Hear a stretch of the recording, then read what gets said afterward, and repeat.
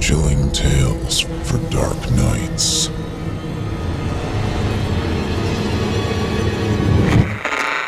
Want to make sure you never miss a Chilling Tales for Dark Nights video again? Be sure to subscribe and hit that bell to turn on notifications. An Angry God.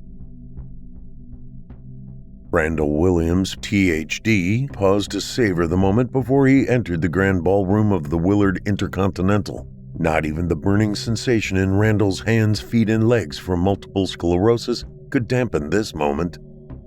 The Willard Intercontinental had long been considered a National Historic Site, renowned as the residence of presidents, since every president since Franklin Pierce at least visited the site, if not slept under its roof.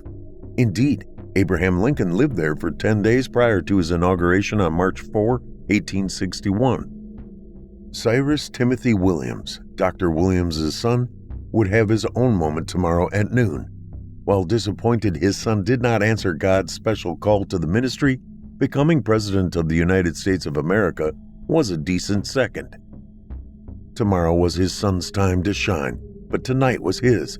He was to host a great revival that would begin to heal the nation after almost 40 years of division and misguided political leadership. Ladies and gentlemen, I am proud to introduce tonight's very special speaker. Hearing his cue from Cyrus's press secretary, Maria Magdala, Randall moved into the doorway. Dr. Randall Williams, she said, enthusiastically clapping into the mic before moving to the corner of the dais to manage the live stream. Thank you, Maria, he said, taking his place at the podium. Well, folks, we've gone and done it. The room erupted in applause. 40 years of failed policies by two parties that transformed into death cults to gain and maintain power. Their grip has been loosened. This got him a standing ovation. No one believed a third party had a chance, could unite left and right. Those people just lacked faith, and who could blame them after a lifetime of trusting politicians, hip corporate barons, and a media covering it all up? The wealthy nobodies in the room remained standing. And why is that? It's because they turned their backs on God, and God is a benevolent and loving God, but he can also be a jealous God. For far too long, we as a country have turned our back on him. On the left, this was the scourge of atheism and agnosticism, putting faith in human institutions with human flaws. On the right, this was the turning of our places of worship into palaces of money changing. They called them megachurches, where evangelicals attached their fortunes to political demagogues.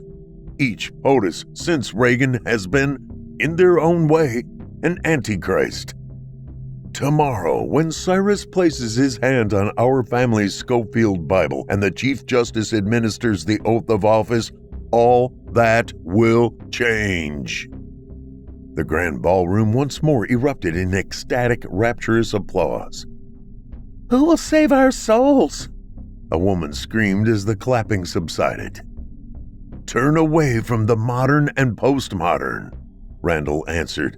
Our critics on both sides said we are anti-progress, science, and technology.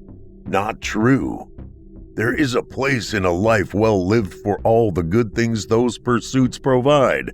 However, what they cannot provide us is the moral reckoning to guide us through the pitfalls of the new. Only God and his Son, Jesus Christ of Nazareth, can provide us with that North Star. When we turn away from the divine light, we get lost in the darkness and wander in the wilderness just as the Israelites did for 40 years. Amen, shouted several members of the crowd. This is not merely damnation of the disbeliever. God wants mankind to come to him through our free will. What he doesn't want is a man thinking he can usurp God's reserved right of judgment. Heretics like a certain Baptist church and ISIS take it upon themselves to punish the wicked. However, this is not our place as humans. Only God can punish the wicked, and he will do that at a time of his choosing. anytime, anywhere. And why is this God's and only God's purview? Because the wrath of an angry God is to cast the wicked into hell, where Satan stands ready to fall upon them and make them his own. At this moment, the wicked dead suffer under divine justice's condemnation to hell. The wicked living should not think, even for a moment, that they are safe because they are not physically in hell. No, at this moment, God is providing them in their misery a taste of what torment they will feel in hell. Randall ignored the squeezing hug in his chest. And this is why Cyrus's election is historic, not just for the US of A, but for the very kingdom of heaven. Bringing the nation together for a brighter future for all of us are the words that have spearheaded this campaign. For the past 40 years, we have looked to the government to guide us, to be our North Star, to lead us to that brighter future. For the religious, we have looked to our capitals to give us laws forcing us to obey morality from without, rather than each of us allowing Christ within to constrain the hellish principles which at any moment threaten to kindle and flame into hellfire. Maria coughed. Glenn from Missouri has donated $1,500 to our super chat and asks, what can we do to save ourselves? Randall smiled. Repentance is the first step, but unless someone embraces Christ, they cannot be saved. The sermon ended with thunderous applause and a generous sum of donations for the re-election campaign in 4 years. I'll leave you and the president-elect alone, Dr. Williams, Maria said as the elevator to the 6th floor opened. Thank you, Maria, he hugged her. No reason to be so formal if you're going to become the First Lady in 6 months. She smiled. I know, but since we haven't gone public with our romance yet, I don't want to get too familiar. You know how DC is built on leaks and rumors. Prudence is a virtue. Randall smiled at his soon-to-be daughter-in-law, who blushed and remained in the elevator as he made his exit. The doors quietly closed behind him, and he started toward the Thomas Jefferson suite. 2 Secret Service agents stood guard on either side of the suite's door. Good evening, Dr. Williams, one agent spoke, while her partner remained silent and impassive. The president-elect is waiting for you. Thank you, Abby, he said as she opened the door for him. He had gotten to know most of his son's detail during the campaign. She had always shown herself to be capable and competent, but he still wished it were all men that were protecting Cyrus. He entered the foyer. The burning returned, stronger than during his sermon. The pain prevented him from appreciating the elegance of the black and white marble floors. Exiting the foyer and looking to his left, he could see a warm glow coming from the oval dining room at the far end of the suite. Cyrus? He asked, and not getting an answer began moving toward the glow. Passing through, he noticed the large table from the dining room had been moved. The accompanying chairs were haphazardly placed in the living room and the hallway. He paused for a moment, another MS hug coming on. It became harder to breathe. Is that you, Father? Cyrus's voice carried from the warm glow. Come. The burning and tightness left his body. Cyrus? What's going on? Randall's voice left him once he entered the dining room. The warm glow came from 5 candles at each point of a pentagram drawn in red. Mrs. Williams's lifeless body lay in a corner, her body drained of blood. The couple's son kneeled naked in the middle of the circle. Cyrus lifted his head and looked at his father. You're not my dad. Not my real one, anyway. Cyrus, your mother, Randall stammered. Cyrus slowly turned and took in his mother's lifeless body. She at least really was my mother. He turned his face to Randall once more, his eyes glowing red. What are you talking about? 2006, the cathedral. You were there, but not out of devotion or faith. Cyrus chuckled. What's hilarious is you're not even Catholic. No. Randall began shaking his head, the seeds of realization starting to sprout. You were meant to be a light unto the world. You paid off someone, got close to the 14th century forgery, clipped a piece of thread, just like my father knew you would way back in 1348. Cyrus smiled with cruelty. My real father. Your real father is God. Cyrus barely moved as he laughed, a dark booming laugh. Please, Doctor, a little sympathy for my true dad. It's funny that you call yourself that, you know. What? Your father? The twisting logic of Cyrus's words left Randall befuddled. He was quietly grasping the truth, but it was frustratingly pinned beneath the surface like a word languishing on the tip of the tongue. Cyrus shook his head. No, Doctor. You've never delivered a baby, nor did you possess the skill to extract the DNA from the thread you took. It was Jesus' DNA. Yes, you thought you were getting the Son of God's DNA. You were going to bring about the second coming. You would be the modern Joseph and mother the new Mary. Instead, you got me. No, that's impossible. Wailing in disbelief, Randall stumbled backward. That's not true. You can't be the Antichrist. Randall whispered the last word as if to soften the blow. His thoughts swirled in a torrent of emotion. This time, Cyrus's laughter caused his entire form to shudder. Oh no, Father! Search your soul. I'm not the Antichrist. Cyrus's lips curled into a sinister grin. You are. The fire in Randall's hands and feet intensified. No! You are the one who so lacked faith in your personal truth. You decided to bring on the second coming by stealing God's DNA. Do you know how foolish of an idea that was? He's God. But Jesus is God made human. Cyrus shook his head. What you stole was cosmic strands of angelic matter, just like he stole the soul of many a man such as you. You know his name, don't you? His face went from calm to distorted in range in an instant. What's his name? Lucifer. Randall held his head in his hands as his whole body slumped, overcome with shame and defeat. That's right. But what does that make you?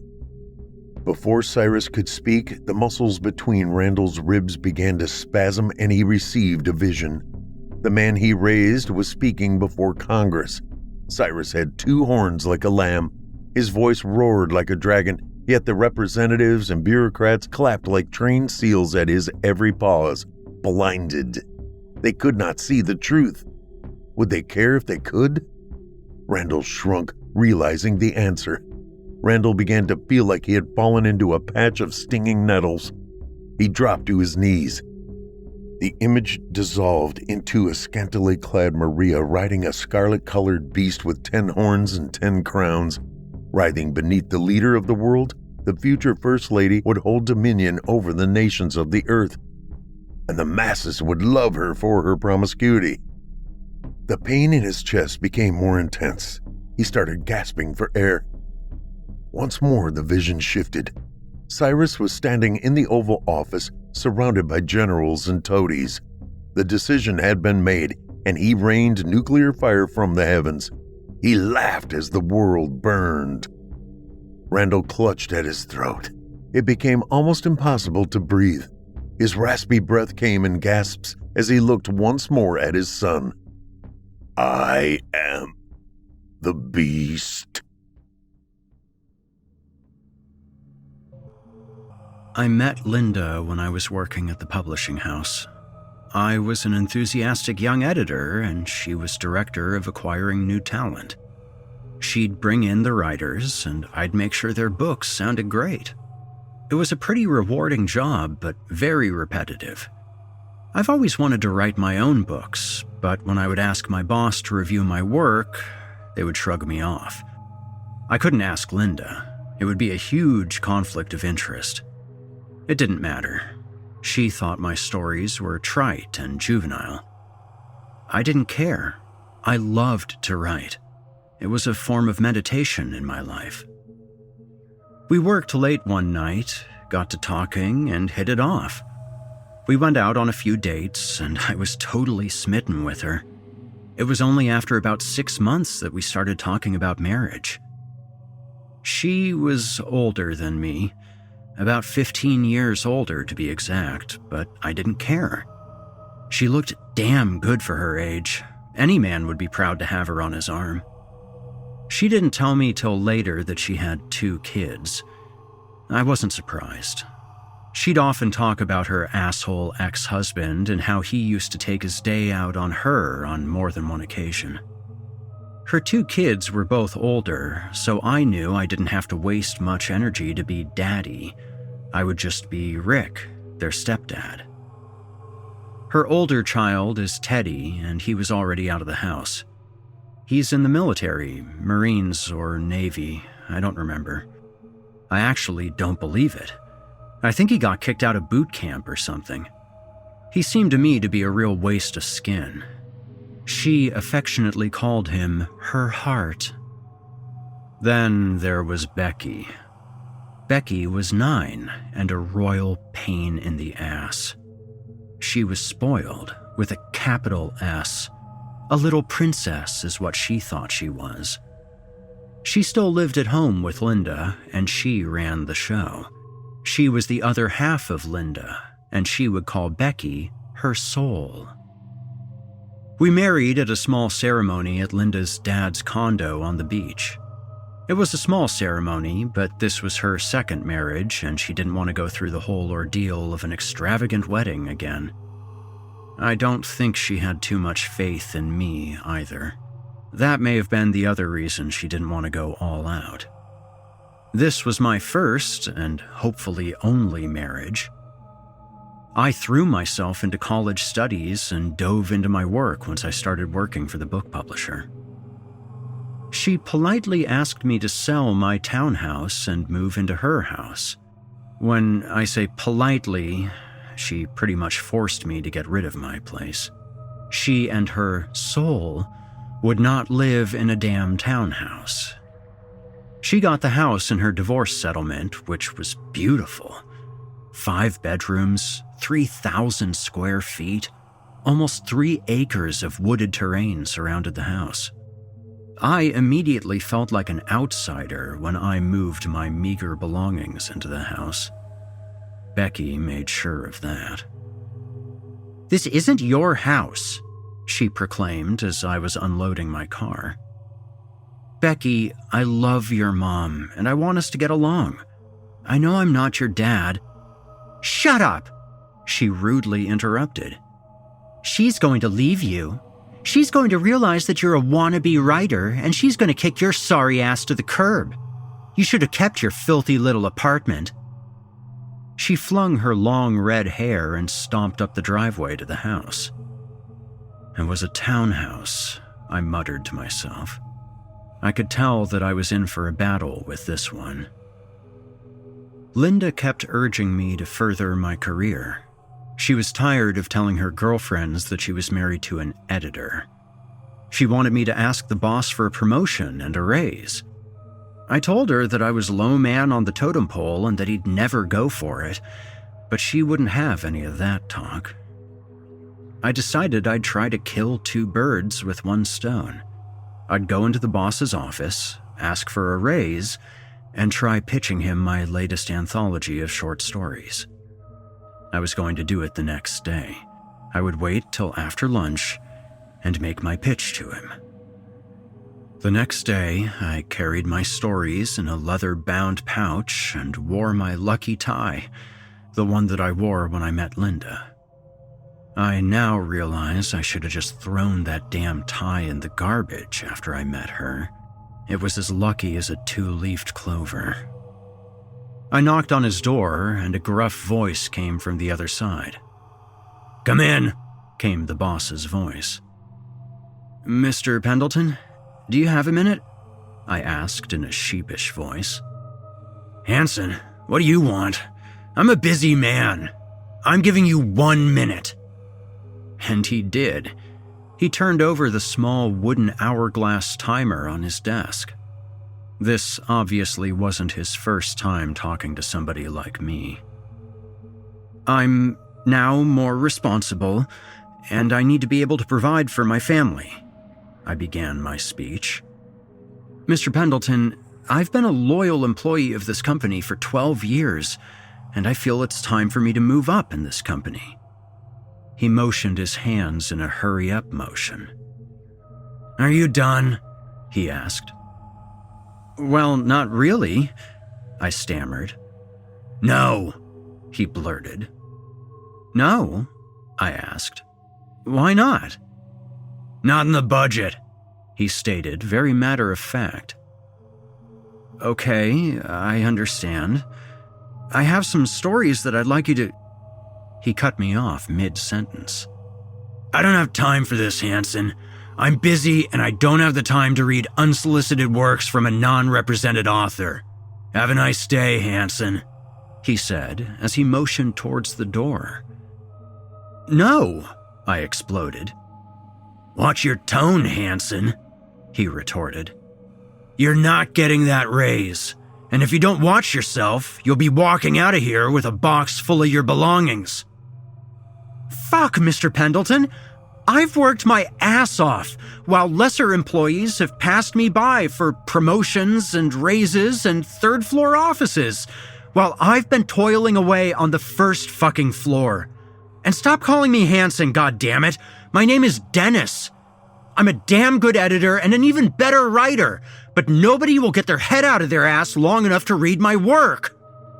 I felt like a lion as the words paraded out of my mouth. "Get the hell out of here, Dennis!" Mr. Pendleton shouted, putting sarcastic emphasis on the word Dennis. "You're fired! Take your sorry ass and your stupid stories and go find another job! And don't even ask for a letter of recommendation because I will ruin you!" I had no words.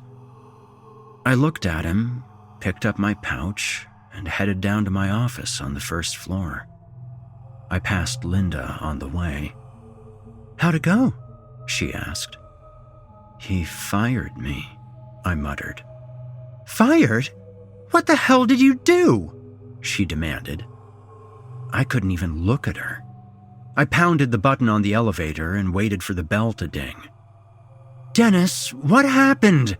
she pleaded. "You better not be seen talking to me, or you may be next." The bell dinged and the elevator doors opened up. I walked in and never turned around. I could feel her eyes on me.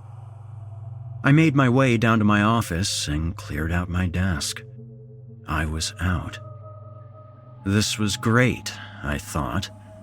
I now have no excuse to continue writing and find a real publisher to get my work out to the public. I drove home and dropped my box of belongings into the dumpster. I heard screeching wheels coming from behind me.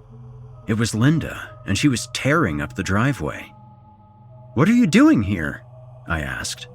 "You should still be at work." "I came to tell you that if you don't get another job, and I mean soon, then you are out on the streets, buddy." She said all this from the driver's seat of her black SUV. She didn't even get out of the car. She rolled up her window and peeled off again. I sulked into the house, feeling like I was 6 inches tall at that point. I climbed the stairs to my study and sat at my laptop. I lit a few candles and said a short prayer. I prayed that I would become the most successful writer in the business.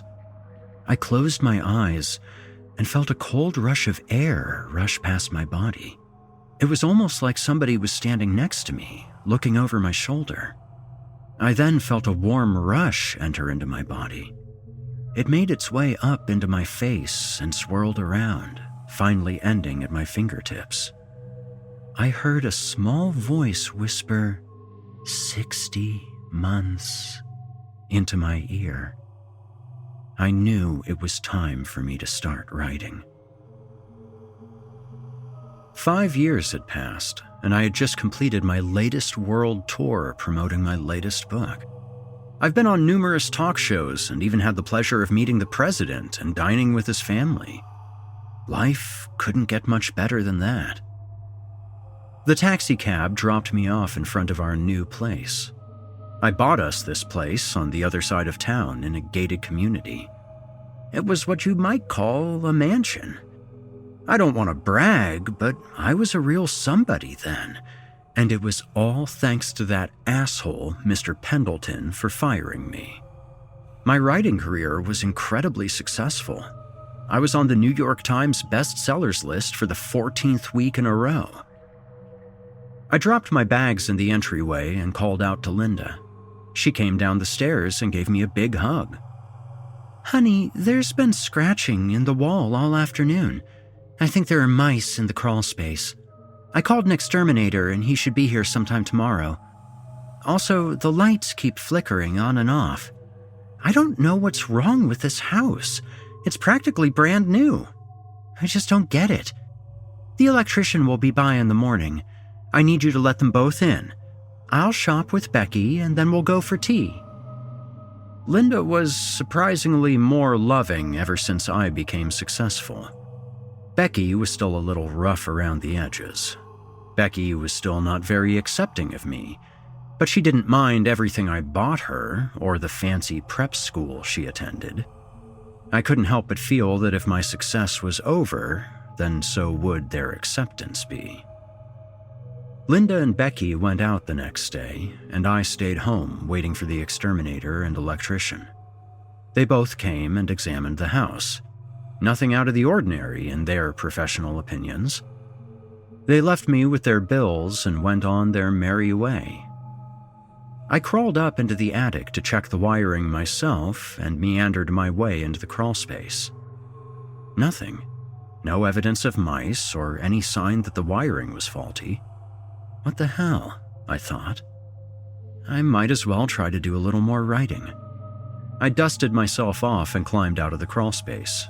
I sat down at my desk and cracked my knuckles. All right, let me think. What to write? What to write? I was stumped. I wondered if a drink might get my creative juices flowing. I had one drink and then another, and before I knew it, I was shit-faced. I went to the bedroom and laid down. I must have been knocked out because when I woke up, Linda and Becky were downstairs. I heard them talking and laughing. I went downstairs to see if maybe they had dinner started. I was starving and a bit hungover. As I set foot on the stairs, their voices stopped. I looked down into the kitchen and noticed it was dark in there. They weren't here. I was alone in the house, but I could have sworn I heard them talking. I walked down into the kitchen and flipped the switch. Nothing. Stupid electrician, I thought. I saw a dark figure sitting in at the head of the table. "Linda?" I called out. "Is that you, baby?" "Your time is up," it said. "A debt will need to be repaid. You had your time, and that is fine. Something of yours will soon be mine." I awoke with a start. I heard Linda letting out a blood-curdling scream. "Oh my God, no! God, no!" she screamed. "Linda, baby, where are you?" I bellowed with all my might. I followed the screams and realized that they were coming from Becky's bedroom. I looked in and saw Linda on her knees, screaming uncontrollably, And that's when I saw the cause of her torment. I looked up and saw Becky hanging from the ceiling fan by her intestines. Her eyes had been gouged out, and her arms were shredded like a handful of noodles. She was drained of all of her blood, and her legs were mangled so badly that her knees were twisted behind her. Her heart and lungs were splattered against the wall next to her. I looked towards the closet and saw a shadow crawling up into the ceiling. The police finished their investigation and concluded that somebody must have broken in and murdered her. There was no clear motive, and nothing was taken, so they never came up with any conclusion.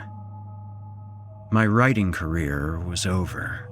I couldn't even write an email after that night. Linda grew tired of my sulking around the house. She put the house up for sale and told me more bad news. "I'm leaving you. My lawyer will call yours and iron out the details. I can't be in this house, and I can't bear looking at you. What happened to you? You were so successful, and then you just became a shell of yourself. I mean, did you sell your soul to the devil or something?" "No," I replied. "I sold yours."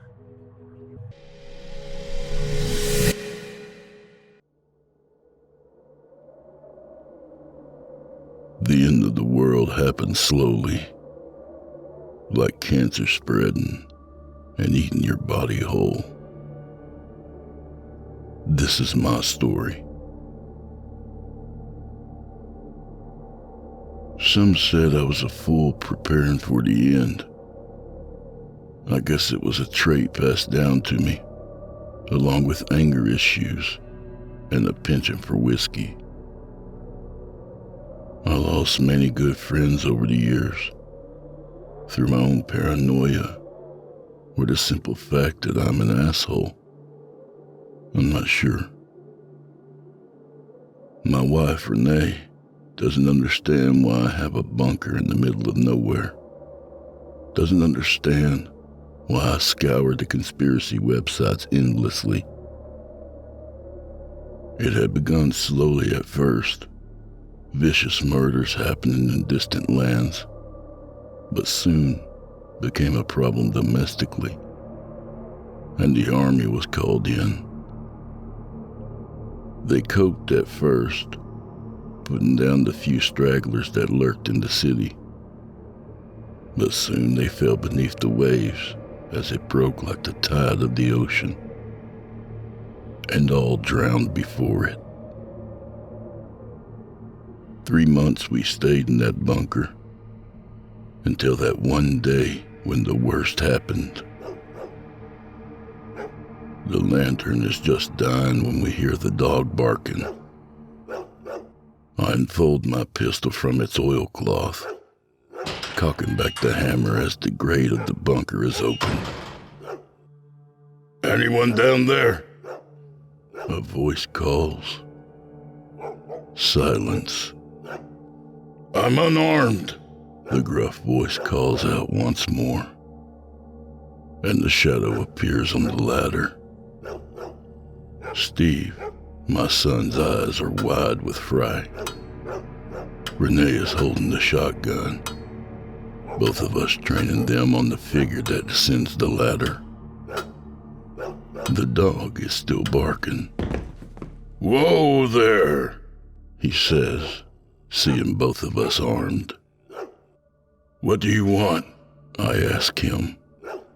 "Just Bones found the bunker," says the man, pointing up at the bunker's entrance. "I didn't think anyone was out this way."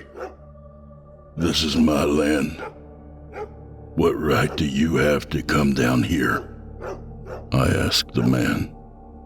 "Easy, friend. I just happened to cross the bunker. Thought I might have found some preppers' hidden cash." The man's eyes survey the room, taking in the depleted stores of food. I guess I was right, sort of. We've nothing to spare, I tell him. The man sighs. Look, I won't lie. I need food. I've only enough to last me a couple of days. Tough shit, I tell the man. And now I've got to consider the fact that you know where we live. My name is Frank, okay? Now you know me. I am not your enemy. That remains to be seen, I tell Frank. The man remains silent for a minute, thinking. You've been down here since the beginning? He asks. I nod. Yeah? What's it to you? I guess you're lucky. Shit.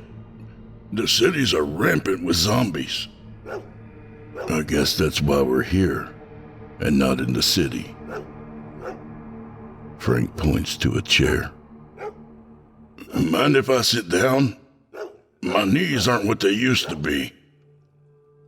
I nod. Frank sits.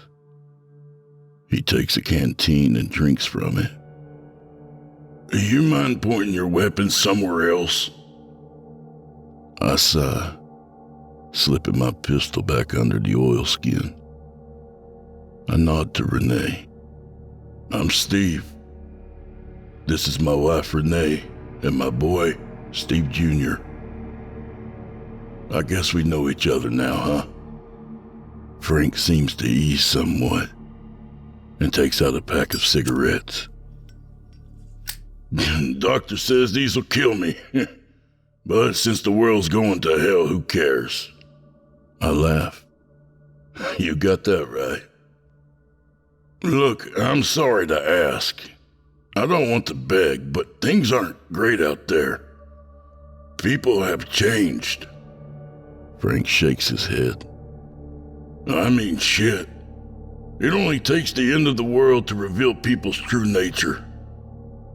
I guess that's why I chose to prepare, I say. It was only a matter of time. Frank nods. You got that right. I go to the food store and take 2 tins of beans, 2 tins of rice, then hand them to Frank. It's all we can spare. Frank looks into my eyes. Thank you. But I gotta say something. You won't last long down here. The raiders come by this place regularly.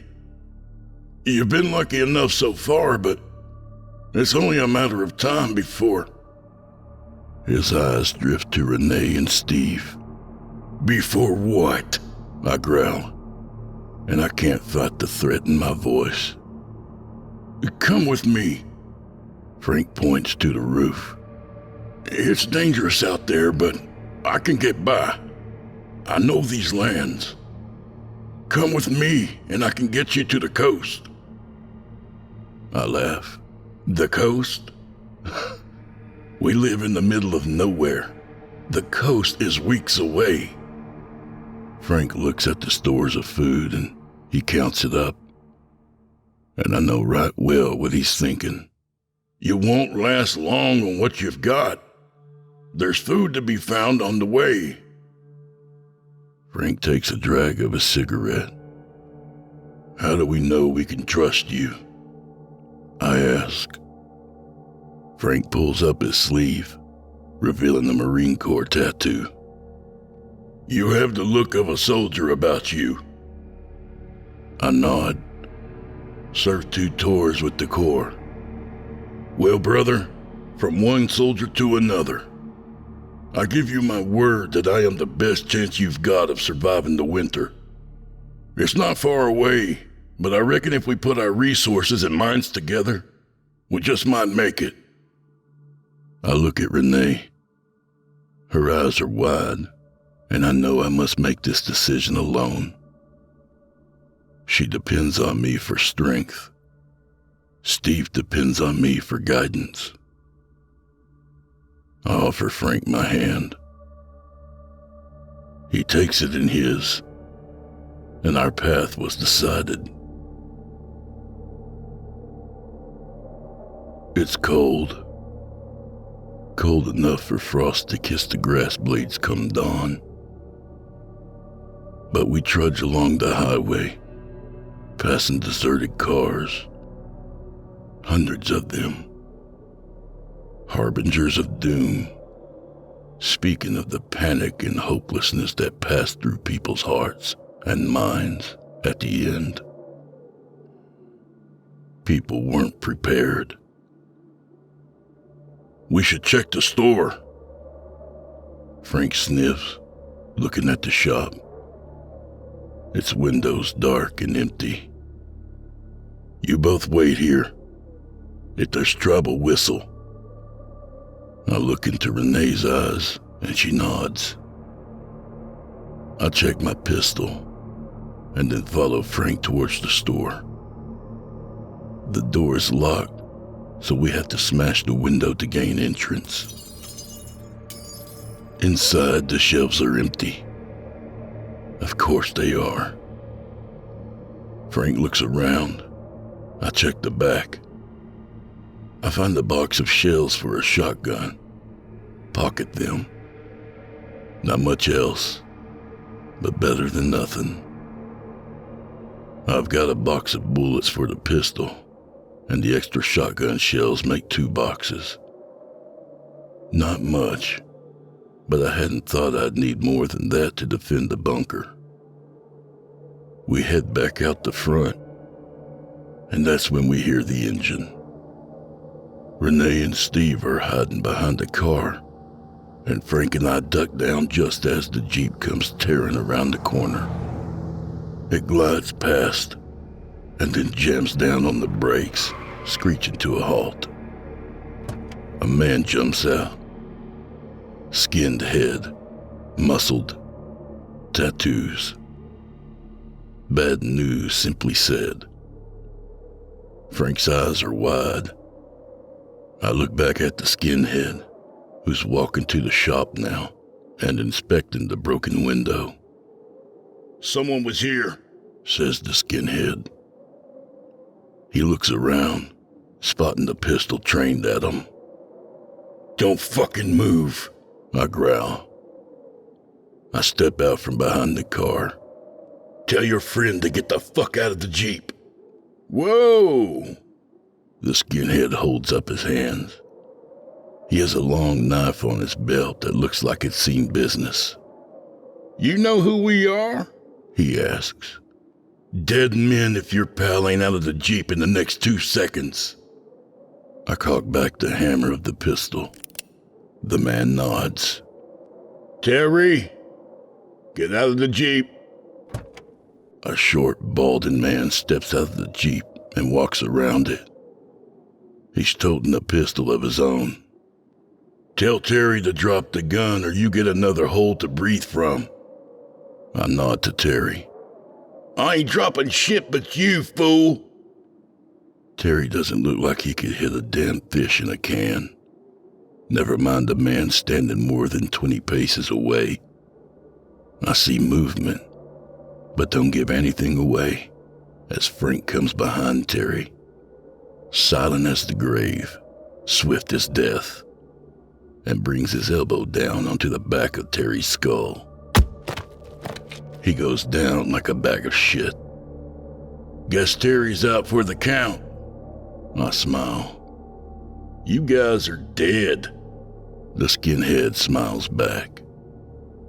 He takes a step closer and I let off a shot, taking him in the chest. His face drops and he falls to his knees. Blood leaks down his dirty vest top. He lets out a stifled curse as blood gurgles from his mouth, and he collapses. I approach Terry, who's still unconscious, and put a bullet in his brain. Frank looks at me and nods. No witnesses. I nod back. Dead men tell no tales, as they say. We make good progress in the Jeep. The highway is littered with cars, but these raiders have made tunnels and avenues through the chaos.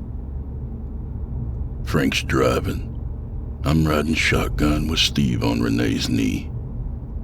Frank's dog, Bones, is in the back of the Jeep. We need to stop for gas soon. Frank nods to the needle, now approaching red. Soon we stop at a station.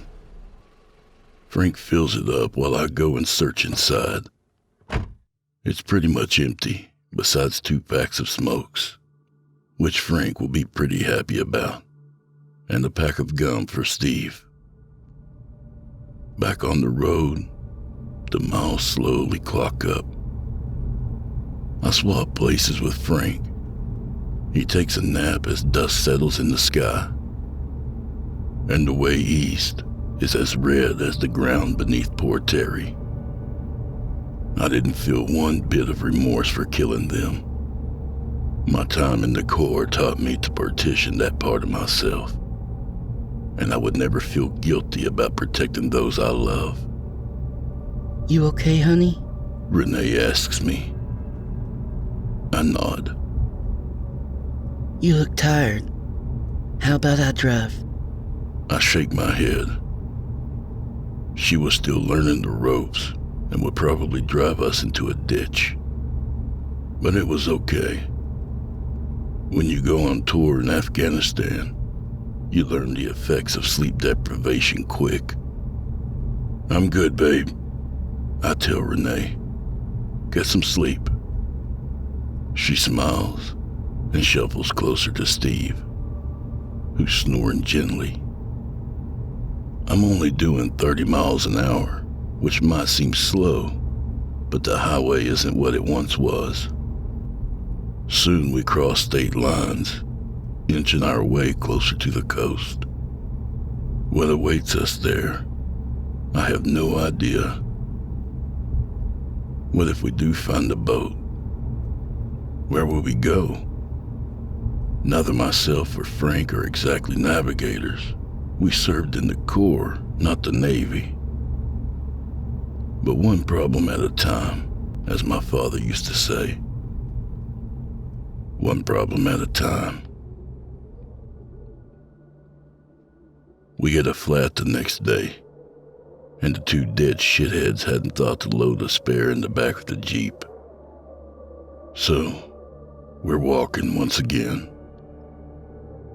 Steve complains about his sore feet after the first 3 days, but at my scolding look, he falls silent. I'm not raising a son who complains. I'm raising him to be a man who takes his lashings with a smile. But he has his mother's heart. Whether that's a good thing or a burden, I'm still not sure. For days we hike along that highway, passing through towns, avoiding the zombies. During the day, they seem to be lethargic. They make up for it at night, though. Their screams audible from the forest where we sleep. It's on the 5th night of trekking along the highway that I hear rustling in the trees. Frank is awake. We've become accustomed to sit and watch together. He with Renee's shotgun. I guess I trust the old asshole after all. The figure comes stumbling out of the tree line. I could smell it before I saw it. Rancid, fetid flesh. We've been camping dark with only my torch, which I had cut out at the sound of footsteps. Frank aims the shotgun at it. My eyes are still adjusting to the darkness. He seems to hesitate as I slip the knife from my belt and creep towards the zombie. Luckily, its back is turned to me.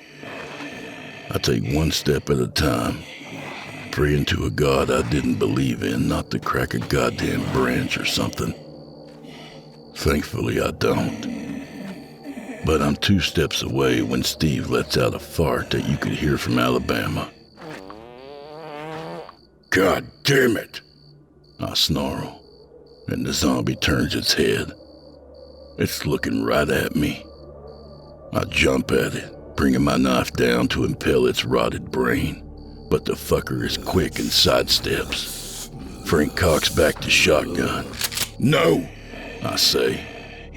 I know all too well these fuckers like to travel in crowds, and the appearance of this smelly son of a bitch means bad news for us if we decide to make noise.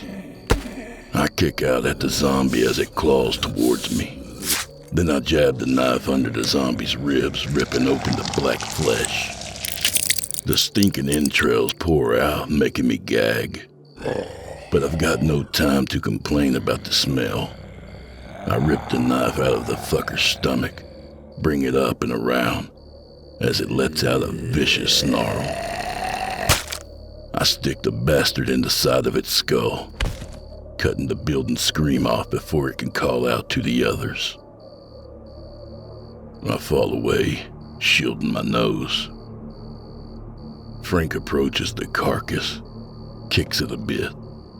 Guess it's double dead. I let out a bark of laughter. I can't help it. We decide to get back onto the highway and travel until dawn. Steve has fallen asleep as he walks. I decide to carry him on my back. Around noon, we hear the engines. We flee off the highway, and after a few minutes they appear. 3 Jeeps and a van, tearing down the highway. The skulls painted on their sides claim them as raiders, Frank tells us. We wait for a few minutes until the engines die away into the distance. It's getting dangerous. Frank chews his lip. We can't go on the back roads, I tell him. We need a car, Renee says. I shake my head. A car will make noise. These raiders seem to be searching for something. Most likely us. Then we need to stick to the highway, says Frank. We just need to be cautious. The following day, the horde finds us. I guess the raiders tearing down the highway had drawn their attention. There are more than 50 zombies scattered on the highway.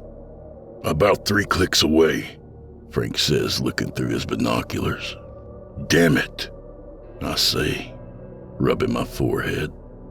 We could try to skirt around them, Renee says. I chew my lip, thinking, no, I've got a better idea. I approach a car. I reach in and honk the horn, loud. What the hell do you think you're doing? Snarls Frank, his face turning pale. He looks through the binoculars once more and shakes his head. Oh, shit. Oh, motherfucking shit. They turning? I ask. Frank nods his head. Quick, get behind the car. I dive behind the car 10 feet in front of us, facing sidelong toward the edge of the highway. Minutes tick by. Steve's eyes grow wide as they come within earshot. Their moans of hunger like fingernails across your spine. I hold my finger up to my lips, telling Steve to keep quiet. He nods. They come closer, footsteps crunching on grass, breath racking from open maws, their shadows visible as they pass.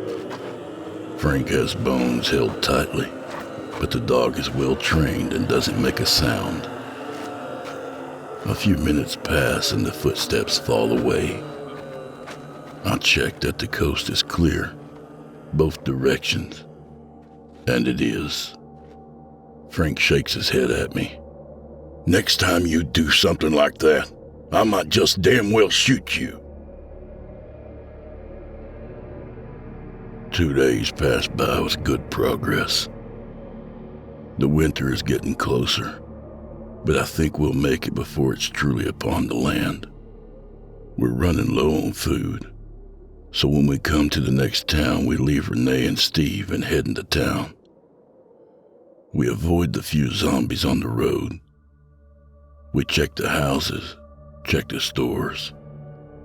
We end up with a few tins of carrots and a bag of rice. It's when I'm walking back to the front of the store that a zombie comes limping through the aisle. We both freeze for a moment, and then it throws back its head and rushes at me. I go for the pistol in my belt, but the goddamn zombie caught me off guard. It's on me before I know it. Its breath is death on acid. I hold off its bites with one arm and blindly reach for my pistol with the other until I find it. I stick the barrel of the gun to its head and blast its brains across the floor. Frank comes running in from the back, Bones beside him.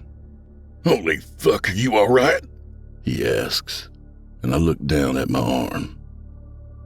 There's a bite mark. Frank takes a step back, shaking his head. "No." I shake my head, wiping the blood onto the zombie's jacket. "Don't tell them.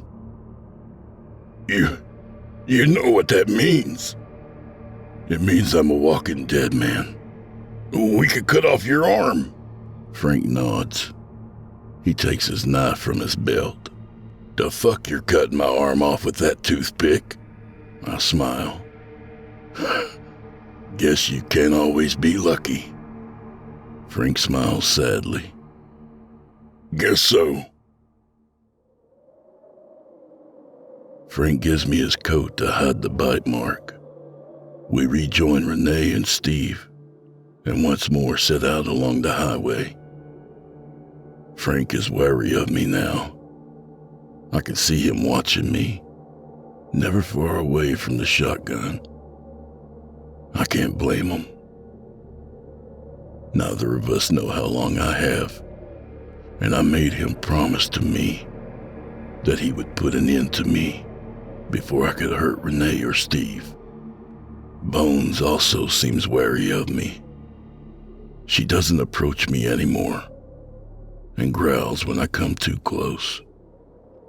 3 days after I'd been bitten, we hear the engines once more, and we shuffle off the highway just in time.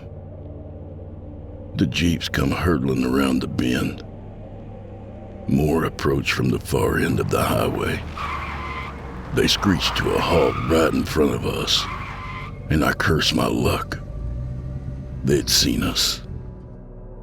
Frank looks at me, his eyes filled with questions. Then he nods to me, steps out onto the highway, cocks the shotgun and runs at the jeep. I can see the men inside of the jeep's cab from here. The pale-faced man notices Frank, and that's when the shotgun shell rips open his face.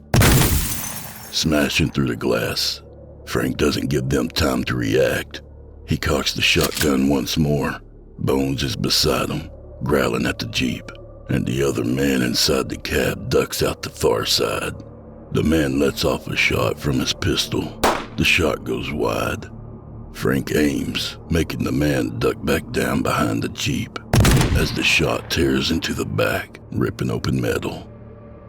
The jeeps are approaching now, from the other side of the highway.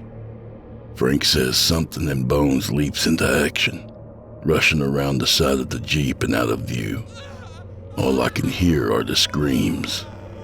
Jeeps come tearing up the highway and screech to a stop. Men jump off the back, armed with automatic rifles. Frank aims his shotgun, but a blind man could see he was outgunned. "Drop your weapon!" one of the men shout. "You first!" Frank says, cool as a summer's breeze. Bones has finished her job. The screams have fallen silent. She approaches Frank, her growls audible from here.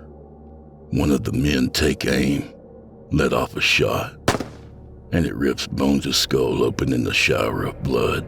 "You bastards!" screams Frank, and he rushes at him. Another rifle shot peels through the air and catches Frank in the chest. He collapses, Renee is holding her hand over Steve's mouth, who is crying. The men approach Frank. Who else is with you? One of the men asks. I'm alone. Frank holds up his hands, and I have to give him credit for sounding so sincere. The final bullet rips through Frank's skull, and his arms fall to the ground. Blood pools where a friend had just been. It's a highway that leads nowhere. A backpack containing not enough food for 3 people. Dire straits, as my father used to say. Winter has come, and with it we must find shelter. You sure we'll find a boat? Asks Renee. My wife is losing weight, and the shadows around her eyes grow deeper with every new moon. I nod. We'll find one. I rub Steve's head, and he gives me a smile. Days pass, and we inch our way across the land. Landmarks pass us by. Empty way markers in a nightmarish hinterland. Steve has never seen the sea. When we approach the sandy ridge, the land opens out to the roaring waves. He runs down the slope, and I don't call him back. I've got 5 bullets left in the magazine. The same amount since the last time I'd checked. The days spent traversing the highway have been plagued with zombies, and our resources of both food and ammo are dwindling. Stopping by the water, Steve takes off his boots and lets the water run over his pale feet, which look blistered. I pick up a stone and skip it across the water, watching the circle spread out and disappear. 2 days later, we find the boat. We climb aboard, but the engine is dry. I must find fuel. Steve wants to come with me, but I say no. I head into town and come upon a pump station. Inside are dusty jerry cans. I fill one up and then another and hike back to the coast. And that's when I see them. I count 10, idling along the beach. Soon they will come upon the boat. Damn it. I drop the jerry cans in the boat. Fill it, I tell Renee. They're close now. Close enough to see the whites of their eyes. Close enough to hear their gasping moans. I check my pistol, making sure it's not on safety, which it isn't. The closest one picks up my scent and I aim. It lets out a shriek before breaking into a loping run. My bullet tears through its skull, ripping open the fetid brain inside. The others are running now too. I let off 2 more shots, taking another one down, and run to the boat and climb inside. Renee has the engine filled. I tell her to help me move the boat, but she's too focused on them coming closer, and I have to shake her. Then we move it back into the waves. They're upon us. I go to shield Renee. My last 2 bullets rip through the nearest one's head. Renee is pulling on the starter. The boat comes to life with a belching roar, and I run to climb in. But I feel something jump onto my back, and teeth gnaw down into my neck. And he falls beneath the waves. I watch as my father emerges, eyes wide, skittering about. And he's gone. We turn away, tears in our eyes, and sail towards the distant horizon.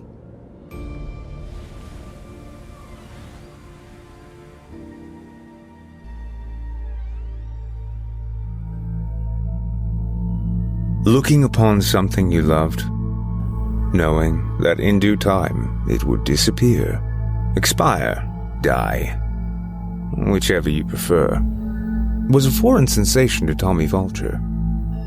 Odd, considering in his 18 years he had witnessed his house burn down and his grandmother wither away in hospice, barely enough strength about her to flick her eyes towards him.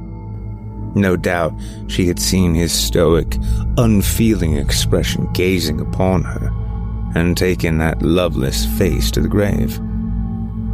But the thought of that gave Tommy no grief. Instead, what lay spread out before him was a vast series of well-curated grassy fields, each adorned with an infield, bases, pitcher's mound, and home plate. This was his life, and they were taking it away from him. Trubiano Park was more than just baseball fields. It also sported a running track, concession stands, a disc golf course, and a clubhouse for parties and corporate events. Not that Tommy ever used any of those things. Baseball was everything to him. Nothing else clicked the way baseball did. But his hometown's financial troubles, plus a generous offer from an out-of-state entrepreneur, meant that by next year, Trubiano Park would become a shopping mall. The green grass, the smell of rawhide and hot dogs, the jubilant shouts of children and chime-like clangs of aluminum bats would be replaced by some ugly concrete strip, a modern bastion of greed and waste. Of course, the townspeople fought against it, but the councilman shut them down every time. They protested valiantly over the summer. Tommy was never one for shouting and marching in large crowds, but he silently cheered them on from the solitude of his room. Sheer will would win out. That's what he told himself. But now it was November. No one had said a word in weeks. And with the cold weather setting in, casting the once vibrant fields in a shroud of gray, Tommy felt as though he was looking at an old burial site. Each empty structure was a tombstone, and rotting in the earth beneath them were memories and hopes and dreams. His own among them. The ground was sodden from a recent rain. Tommy's shoes squelched in the mud as he trudged through the desolate park. Even after the news of the park's decommissioning, kids still flocked to the fields to eke out a few more games. Now, Tommy was the only one there. The only one dedicated to keeping the park's purpose alive. It's not fair. He stamped in a mud puddle. It sent splatters of dirt water up his pant leg, but he didn't care. Not like any of it all mattered anyway. His hopes of making a life and career out of baseball had been trounced years prior. The incident. Regardless, the fields shutting down in a few weeks would only be the last lash of a whip before his dreams finally dropped dead. With the new year fast approaching, a time of change and self-reflection, Tommy figured one more game in Trubiano Park would be a fitting send-off, even if there was no one around to play with him. I'll make it work. He kicked through another mud puddle. We're gonna have some fun, even if it... He stopped himself in finishing the thought. Maybe it was the overcast day, or the hopeless dread, already curdling in his chest, but for some reason the phrase, "even if it kills me," sounded strangely ominous right now. Yeah, it was probably just the weather. Tommy, ace of spades, Vulture takes to the mound. He trudged up the earthen incline, eyes narrowing down the home plate. Vulture's racked up a book's worth of nicknames for himself over the years. The Sultan of Strikeouts, the Batter's Bane, Scorched Earth, and he remains to this day the only pitcher who ever made Lou Gehrig cry. Tommy kneaded the ball behind his back as he hunched over. If he focused hard enough, he was in Yankee Stadium, the sun on his face, the air shimmering from the heat, and the raucous crowd. He could feel the sweat beading on his forehead, taste it as it dripped down his lips. And here's the pitch, he wound up. The phantom batter trembled in the box, cringing at the inevitable no-hit 3-round heater he would have to suffer through. Tommy lunged forward and threw the ball. The crowd surged with a collective gasp. It whisked down the middle and collided with the backstop, emitting a rattling clang. Strike one! He pumped his fist and jumped on the spot. Oh, but what's this? He froze and glared at the imaginary umpire behind home plate. The umpire appears to be ejecting Vulture for showboating. Tommy mimed slamming down his glove in disgust, marching up to home plate. That was complete bullcrap, he shouted at the umpire, who continued to signal an ejection. I have never seen such a horrible call in my life. Who made such a senseless hack like you an umpire? The umpire only stared back at him with a smug, knowing smile. The very smile Tommy had come to detest over the years. From all the bullies who picked on him, to all the adults who patronized him. In a stunning development, Tommy mimicked his actions, it seems that Vulture has actually taken the other player's bat and is about to tell the umpire what he really thinks. He powered through a swinging motion. He could almost hear the whistle and metallic crack of the bat making contact. Down goes the umpire. Down goes the umpire. Tommy beat at the ground, seething like a wounded beast, spittle flicking through his gritted teeth. The umpire's smug, stupid grin melted into blood and shredded flesh, along with the rest of his face. See if that official makes a bad call again. Tommy curb-stomped his skull for good measure. And just listen to that crowd. They are loving this. Tommy jumped around the fallen umpire's corpse, splattering blood over his shoes, whooping with jubilee, waving the bat like a gladiator's sword to the throngs of wild, screaming fans. But the sounds of the crowd never came. Tommy blinked. He was back in the cloudy, dreary, abandoned ballpark. No bat, no mangled umpire, and definitely no crowds.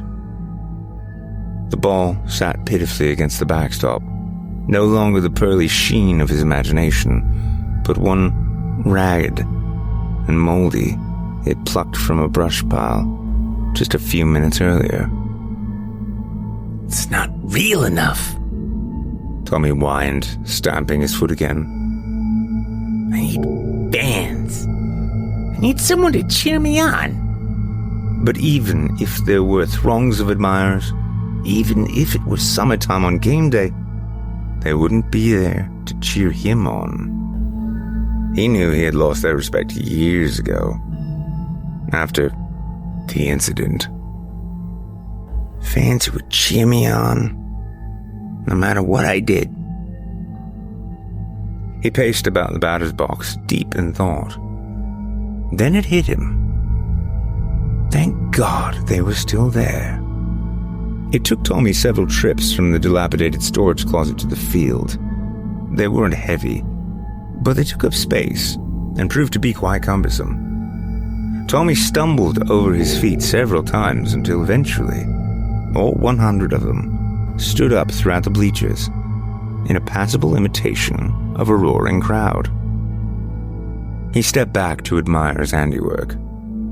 When COVID was in full swing, Major League sports of all persuasions compensated for the lack of cheering fans with cardboard cutouts of the fans themselves they'd place in the stands. At first, the idea was largely seen as tacky. But as the pandemic dragged on, the council, unwilling to let their youngest generation's love of baseball die out, had decided to commission 100 cutouts of their own to simulate cheering crowds for their games in Tribuna Park, each featuring a unique, familiar face from around town. No one in Tommy's immediate circle had been immortalized in cardboard. He had tried sending in a reference photo of himself, but his submission was probably tossed by the city on account of, well, you know. Regardless, now Tommy had an audience. The cutout crowd ranged from all ages and backgrounds, a little damp and musty from their time in storage after the restrictions let up, but their plastered smiles and frozen celebratory gestures were glowing enough.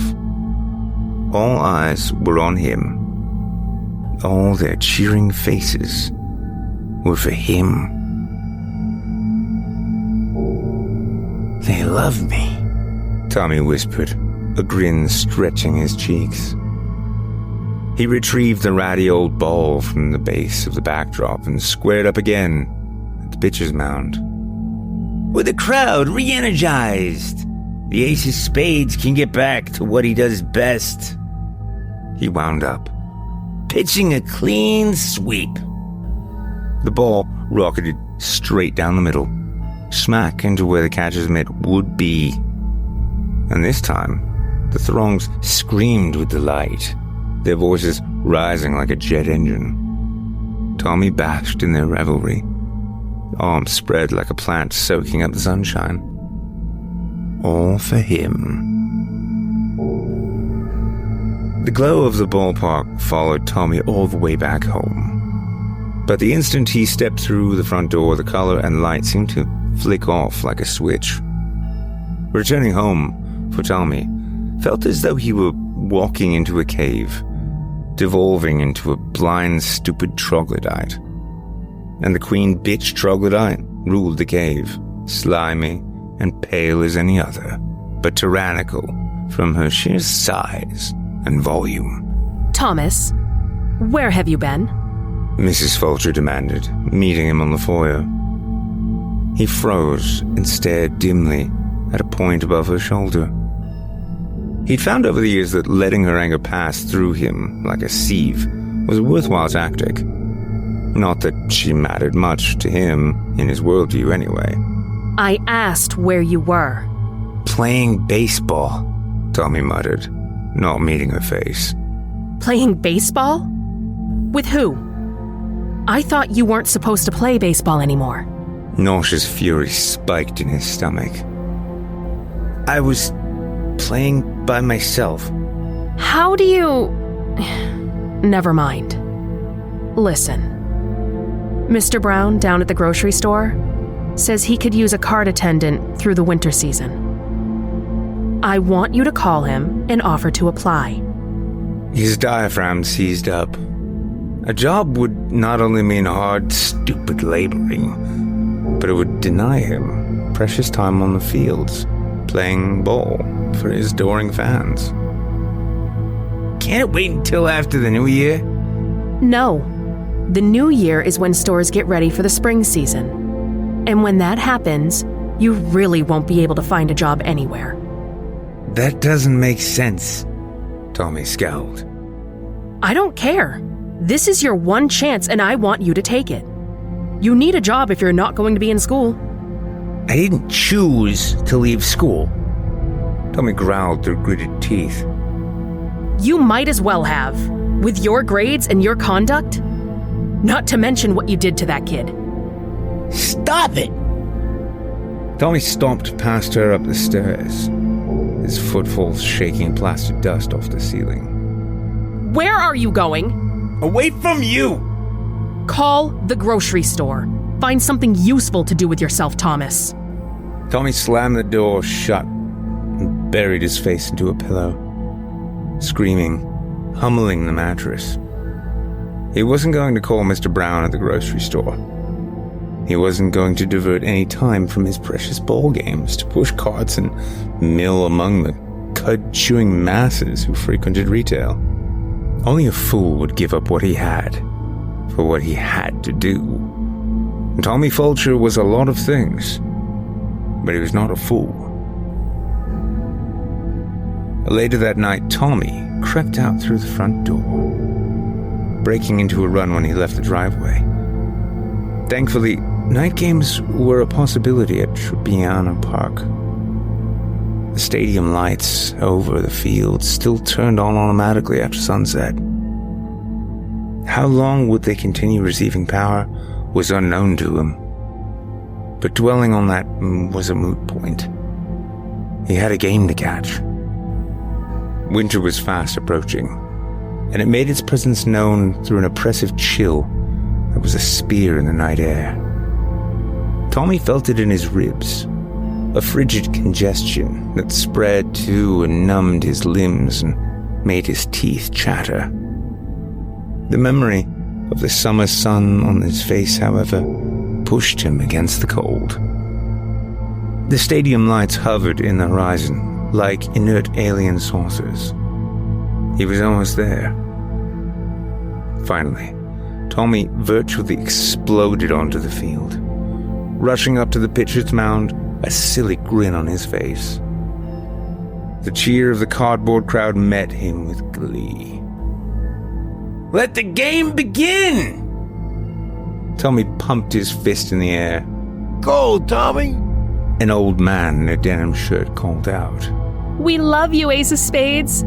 Ace of Spades, you're a hero. A boy no older than 8 declared. "There's a tension in the air tonight," Tommy narrated, kneading the same ratty old ball behind his back. "Perhaps the cold darkness has awakened something deep within our star pitcher's soul. Maybe something." He paused for dramatic effect. "Supernatural." An apprehensive gasp from the crowd. "Yes, the beast has been roused," Tommy wound up. "Now you will see the Ace of Spades for the monster he always was." The ball rocketed forward, closing the gap between the mound and home plate in what seemed like a split second. The fastest ball Tommy ever pitched. But it was way off from the strike zone. Even Tommy could see that someone could fully extend his bat across the plate and still be out of reach from his pitch. The ball clattered against the backstop and fell pitifully to the ground. A stupid silence rang through the field. Tommy's jaw fell slack. He looked up at the crowd. They remained frozen in their cardboard splendor. He noticed a few of them had toppled over, presumably from the night breeze. They said nothing. "Just kidding," Tommy called, lifting his hand. "Just kidding." They continued to smile down at him. "Umpire! We don't count that, right? That was just a celebratory first pitch. Game hasn't started yet." The umpire didn't respond. He continued to lay sprawled in the dirt behind home plate, his smashed-in face now clotted and dusty. "I'll take that as a yes," Tommy suggested. He scurried over and retrieved the ball. "This one's the real deal, folks," he confirmed, repositioning at home plate. Nothing. "I said, this one's the real deal, folks," Tommy screamed, and the crowd cheered back. "Finally! I thought you had all died on me." Tommy wound up again and threw.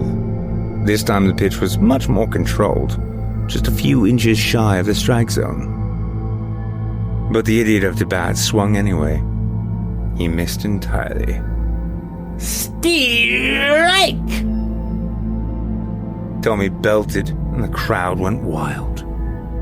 A few more like that, and we can kiss goodbye to this pack of ingrates who dare to call themselves a team. After striking out 3 batters in a row with no hits, it was Tommy's turn to step up to the plate. He found a rusty old aluminum bat in the same storage closet, probably left there by some idiot kid who couldn't keep track of his stuff. The logo was faded off.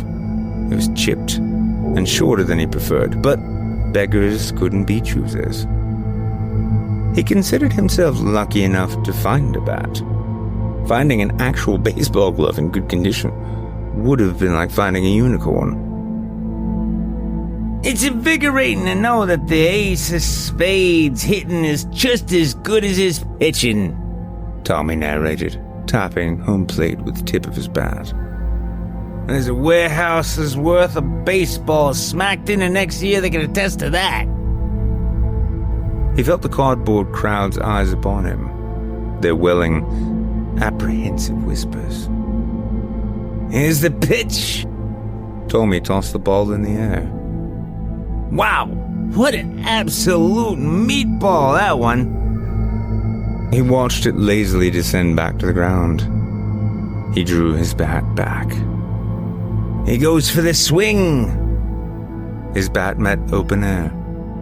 Tommy nearly threw his shoulder out from the sheer force. The ball, meanwhile, plopped to the ground and rolled off the third baseline. Practice. That was practice. Tommy retrieved the ball.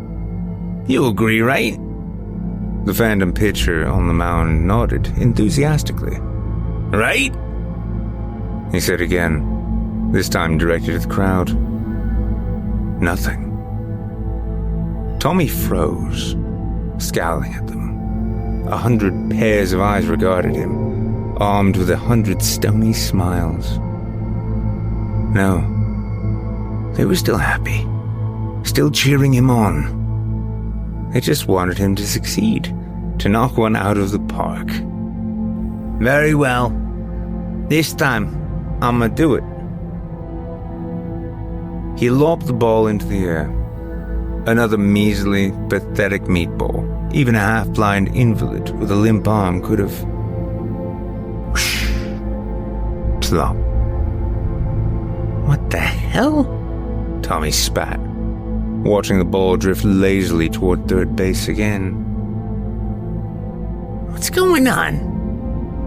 Nervous prickles erupted on the back of his neck as he gripped his bat nervously. It's this stupid bat. He shook it like it was a child who'd misbehaved. It's too short for me. He retrieved the ball again. Whatever. I can't let that stop me. We have a game to play. He threw it up in the air. Eye on the ball, Tommy. Eye on the ball. Plop. What the fuck? Tommy threw down his bat in anger. It bounced away and rolled toward the backstop. Umpire, take a look at that ball and see if it's the right size for a league-approved baseball. The dead umpire simply existed upon the ground. His eyes drowned in congealed blood, broken teeth lodged down his throat. Useless. Whatever. 1 out. No one ever lost faith at 1 out. He stalked over to his bat. Back to it then. Tommy, he's our king. He can't hit a single thing. Tommy might as well have been shot. He spasmed, the bat falling from his grasp. He peered at the cardboard crowd. Who said that? The cutouts offered no response. Tommy stared at them for a moment, then advanced towards the fence separating the bleachers from the field. Which of you cheeky fucks said that? Still nothing. Their bright eyes and wide smiles rained upon him. Mockingly so. They were laughing at him. 100 malicious jokers getting off to his misfortune. Stop laughing! Tommy stalked the fence line. And answer me! I did. Tommy froze and pivoted. Finally, someone's man enough to fess up. Well, don't be shy. Come on, Mr. Comedian, show yourself. You're a real head case, boy. Can't handle a little teasing? Tommy advanced towards an older gentleman in the front row wearing a blue long-sleeve shirt. Up close, Tommy noticed a bit of spinach stuck in his teeth. Was it you? You really should show some respect to your elders. Otherwise, no one will respect you. I'm giving you all the respect you deserve, old man. What has become of this generation? The cutout sighed. Bunch of snowflakes melting from the tiniest bit of heat. You've got a lot of nerve, you old bitch. At least I have nerve. Unlike you spineless worm. Tommy wasn't even aware he had done it. Like retracing your hand from a burning stovetop, but in reverse. His fist went clean through the cutout's head. Mr. Spinach's wrinkled face bore a hole where his mouth once was. Now he looked shocked, jaw cartoonishly dropped in an O shape. Tommy massaged his knuckles, backing away from the fence. His breathing slowed. He glanced up, realization seeping in like a cool flood. The cutouts were looking at him again, still smiling, but their smiles were leers. Their brows were lowered, judgmental, knowing, uncanny demon jurors. His heart raced. He wanted to say something. Their silence was too much. He wanted assurance. It was just a lapse. They couldn't expect perfection out of him, to be some kind of immaculate angel. The game's been temporarily adjourned. We'll pick up tomorrow. Mr. Spinach fell over with a clatter. The rest of the cutouts continued their leering. Tommy waved them off. Then he turned and ran. Tommy stayed awake through the rest of the night, sitting on the edge of his bed. It had been a long time since he'd endured mockery like that. His own fans turning against him so suddenly, all because, what? He had struck out? Like practically every Major League Baseball player had done at least once? It was ridiculous. It made no sense. The meanness was familiar. He knew it well. It was designed to put him down, make him feel subhuman, worthless, a waste of space in this world. The last time he had been put down to that degree was, coincidentally, the incident that had resulted in him being banned from the JV baseball team, from ever playing baseball again, and indirectly being expelled from school after a subsequent string of failing grades and poor behavior. People, relationships, their place in the world, they were all overrated, he concluded. All they had ever been was painful and confusing, before and after the incident. His mother always told him it was his own fault, that he was stunted, whatever the hell that meant. It only served to pain and confuse him more. And what good were you when even the adoring fans you conjured from thin air were turning against you? You were wrong. Wrong on some fundamental level. Rejected by every possible avenue reality had to offer. Worthless. Useless. Find something useful to do with yourself, a voice in his head nagged. Tommy sighed. There was only one outlet from where reality hadn't rejected him yet. And if he could land it in its straits, he could at least get paid for it. He plucked his phone off the nightstand and looked up the number for Mr. Brown's grocery store. He had an interview the next day. Mr. Brown told him if he joined the team, it would only be for 4 weeks maximum. Whatever, Tommy thought. At least it would placate his mother for 4 weeks maximum, and maybe it could present him with an opportunity to find one other thing he was good at, besides baseball. Which reminded him, he still had a game to finish. Where are you going, Thomas? His mother called as he went through the front door. Out!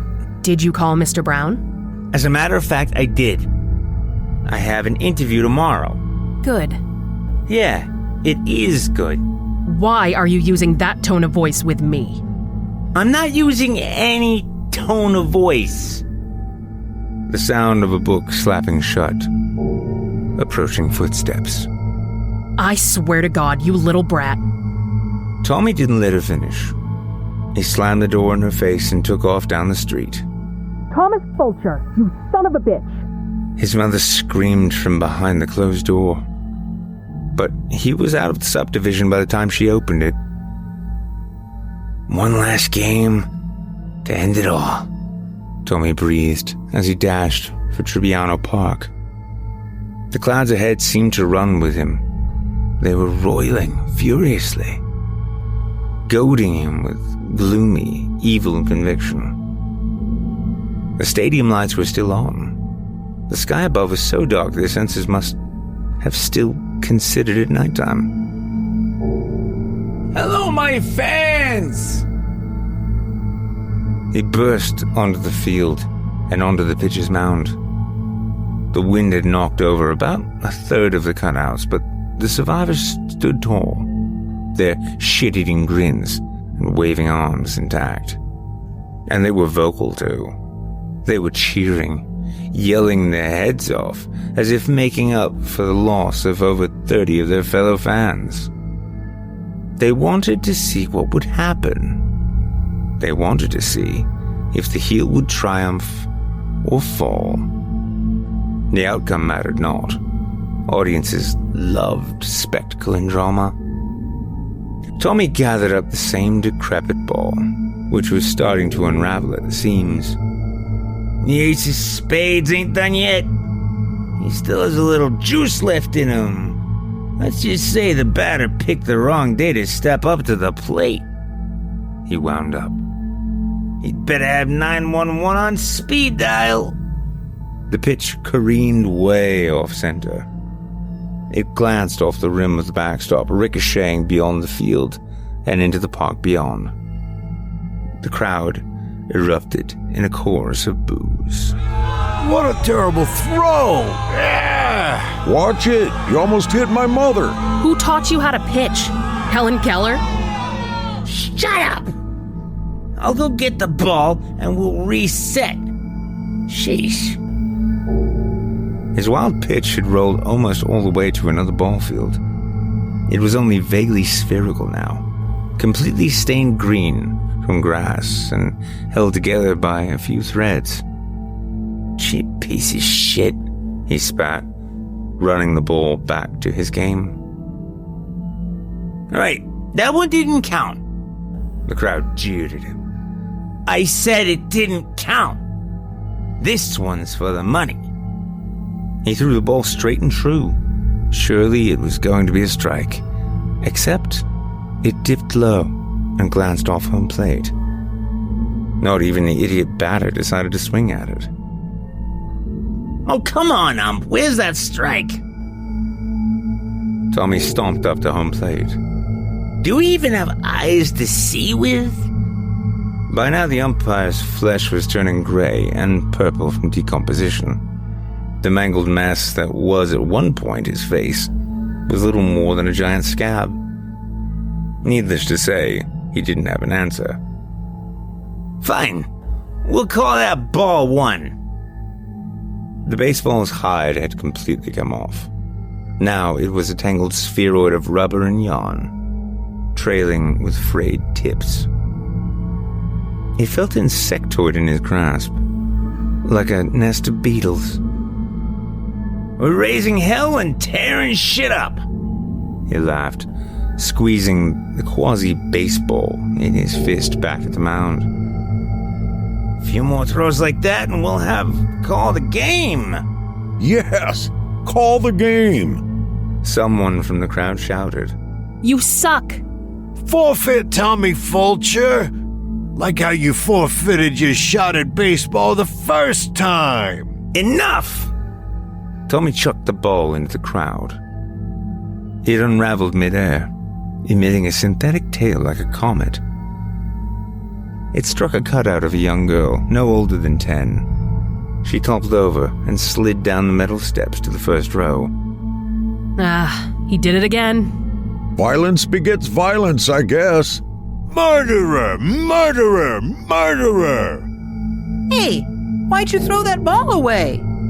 Tommy blinked, a sliver of clarity shining in his brain.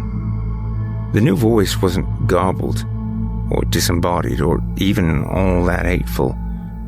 It came from right behind him, a little lower than chest level, to be specific. Why'd you throw that ball away? Tommy turned around to see a boy of about 9 standing at the base of the pitcher's mound. He was slight and skinny, even for his age. His overly large cap threatened to cover his eyes. In his right hand was a wooden baseball bat. His left hand was consumed by a glove. He peered up at Tommy with an air of innocence. Tommy blinked. "You're really there, right?" The boy cocked his head. Why wouldn't I be? Tommy motioned toward the crowd, which had quieted in the presence of the newcomer, and at the umpire's stale corpse. Because I'm not sure that these clowns are really there. It's like a ghost town. One of the fans hissed at him. It almost drowned out what the boy was saying. Wow, you put all the cutouts in the stand. Now it's like a real game. I wanted to try and throw a ball around before the park got bulldozed, you know? But if you're here, we can run a few plays. If you want, of course. Tommy stared down at him. What's your name, kid? Peter. Well, Peter. Tommy stuck his hands in his pockets. I'm afraid what's going down right now is the game of my life. I have to show these idiots what they missed out on when they denied me what I wanted so many years ago. It's me and them right now. Unless you can prove you're just as hungry as I am. The kid's bottom lip trembled. His eyes registered blank and confused. Well, if it helps, I have a new ball we can use. He plucked a fresh baseball from his glove.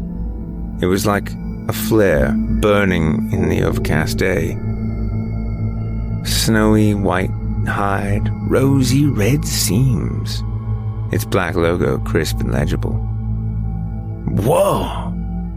Tommy was drawn to the ball like a moth to the flame. Well, consider yourself part of the team, Peter. Wow, thank you, sir. Peter gave an excited hop. Can we practice my hitting?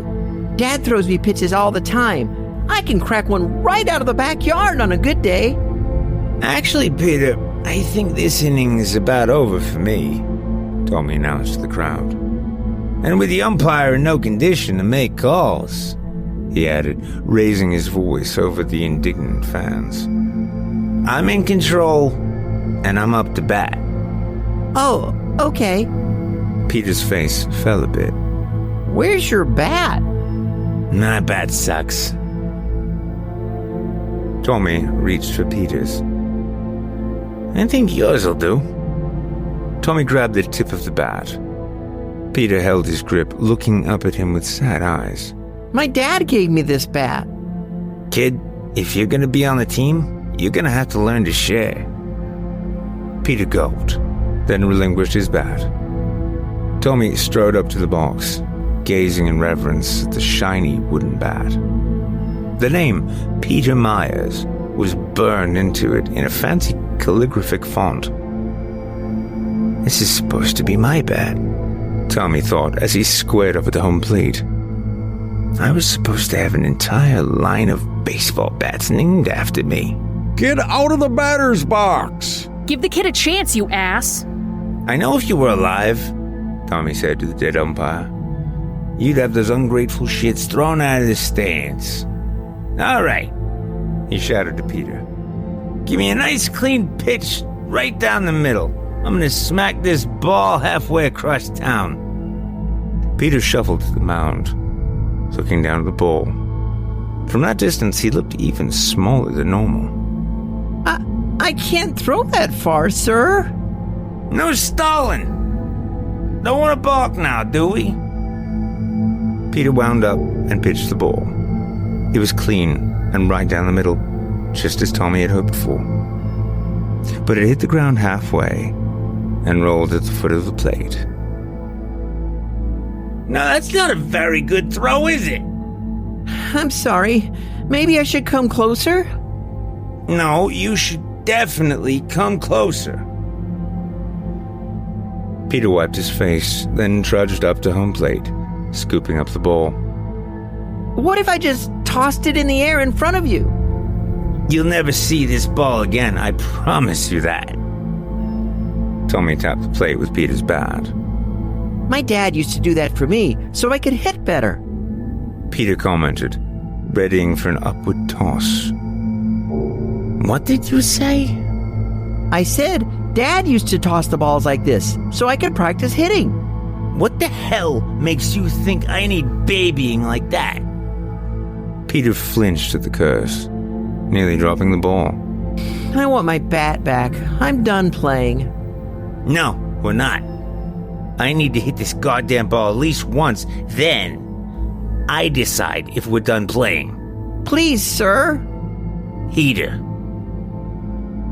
Tommy hunched over, towering over the kid like some oppressive shadow. Throw the fucking ball. Peter gulped again. He steadied his feet. Tommy squared up. He tossed the ball. Tommy swung. Whoosh. Plop. Throw it right, or I'm throwing you out. Tommy smacked the bat against the ground. Peter threw it up again. Whoosh. Plop. Peter, I swear to God, I'm about to lose it. They're all laughing at me. Horrible hissing whispers emanated from the crowd's frozen smiles. Every eyeball was like a trained laser beam on his flesh. I'm throwing it as soft as I can. Peter protested, tears welling in his eyes. Don't throw it softer, throw it better. Peter, he's our king. Peter can throw anything. Strike him out, Peter. You're our hero, Peter Myers. I'm going to fuck this pitch halfway across the country. Throw it, kid. Peter threw it. Whoosh. Crack. Yes! Tommy lobbed the bat into the sidelines. Look at it go! It's out of the park. It's out of this world. It's shattered every record in the book. Tommy Aces Spades Fulcher once again proves why he's the MVP. G-O-A-T. Yeah! The ball lobbed halfway across the outfield. The reverberating thunk hung in the thick cold air. See, kid? I knew you could pitch worth a damn. All you had to do was... He froze. The first thing he saw was, inexplicably, the ball, sitting innocently at his feet, as pristine and untouched as when it was revealed. It almost seemed accusing, as if he had never hit it at all. Tommy looked up at Peter to ask what happened. What had he hit across the field? Peter stood there, just as unmoving as Tommy. From the neck up, however, there was nothing. Nothing except a jagged shot of spine and a gushing flow of blood. The kid fell to his knees and flopped onto his belly, a crimson jet soaking Tommy's shoes. No. His hands shook. His guts roiled. No. Not again. For a moment, he was 14 years old, stuffed into cleats and baseball pants and an orange shirt that matched with the rest of the team. It was the end of practice. They were running suicides, and Tommy was lagging behind.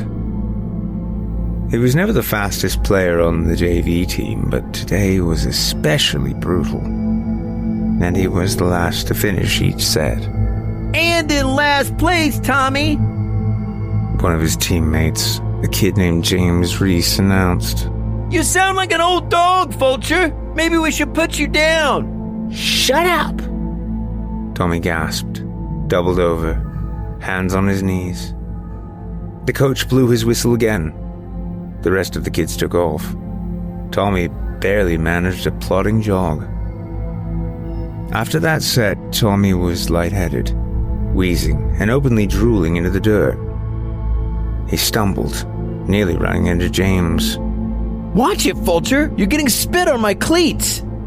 It isn't supposed to be like this, Tommy thought, struggling to stay upright. I'm supposed to be hitting the ball, running the bases, having fun. The whistle sounded off again. They ran again. It was the last suicide, but Tommy was staggering, hardly able to see. He shambled back to the dugout with his team. The line to the cooler was very long. Tommy choked, dust caking the back of his dry throat. He needed water, now. Tommy's out there struggling like a fat old man, James said from somewhere up front. I didn't know they let dummies play ball. Some kind of affirmative action program, I think. Tommy's mind went blank. Something dark and burning red with blood moved in. I mean, I know just about anyone makes the cut for JV, but to think they actually let the guy who eats his own boogers in class play ball. Sheer instinct took over. Tommy reached for the nearest bat and brought it down on the back of James Reese's skull. The kid went down like a bag of bricks. The rest of the team shrieked like little girls and drew back from the carnage. Tommy continued to beat James's fat, stupid head, screaming with each swing, imagining the bone cracking and brains spilling out like egg yolk. A burly pair of arms wrapped around him and dragged him away. Tommy struggled, flailing the bat through the open air, pleading with his captor to just let him go, let him deliver one last killing blow to his tormentor to show him what his definition of team spirit truly meant. At least James Reese had only suffered a concussion from the assault, but the incident had been years ago. They had banned him from the team, from the game, for life as a result. So what would happen now? Last time Tommy checked, decapitation was a bit higher on the severity index than a mere concussion. The crowd had an answer. They started to bellow like hellish monsters. The wind picked up, and they swayed, an ocean of jeering, castigating cardboard cutouts, each demonic voice a polychord layering on top of the other, a cacophony of pointed insanity, running roughshod through Tommy's ears like a freight train. Their smiles were wicked gashes that tore their heads apart.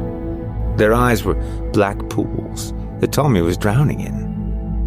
Even the umpire joined in. He rose to his feet, his shredded, congealed face staring directly at Tommy. His bony knuckles curled into claws, and he made a slashing motion that was all too familiar. You're out of the game. No! No! No! No! No! No! No! No! Tommy ran to the pitcher's mound, falling prostrate onto the dirt, begging through tears for absolution. The crowd cheered. They cheered for his blood, to avenge Peter Reese's blood. Sirens melded with the crowd. They brought fireworks with them, red and blue, filling the stormy sky. The crowd cheered louder. Somewhere down center field, Peter's head joined in. The game was over with. The pyrotechnics were going off in celebration, and Tommy had lost.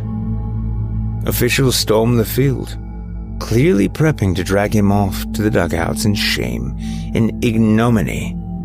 His brief, violent stint as a professional ball player to fade away, forgotten. I won't be forgotten. Hall of Fame, here I come. Goaded by the crowd, Tommy charged toward the advancing officials. Bang, bang, bang, bang. The second round of fireworks. At least these ones produced noise this time. Tommy fell face first into the grass, halfway between the mound and home plate, riddled with fresh wounds. Wounds that wept red. The crowd cheered for his blood. They cheered for him. Gone, but not forgotten. They were cheering for him. They loved him.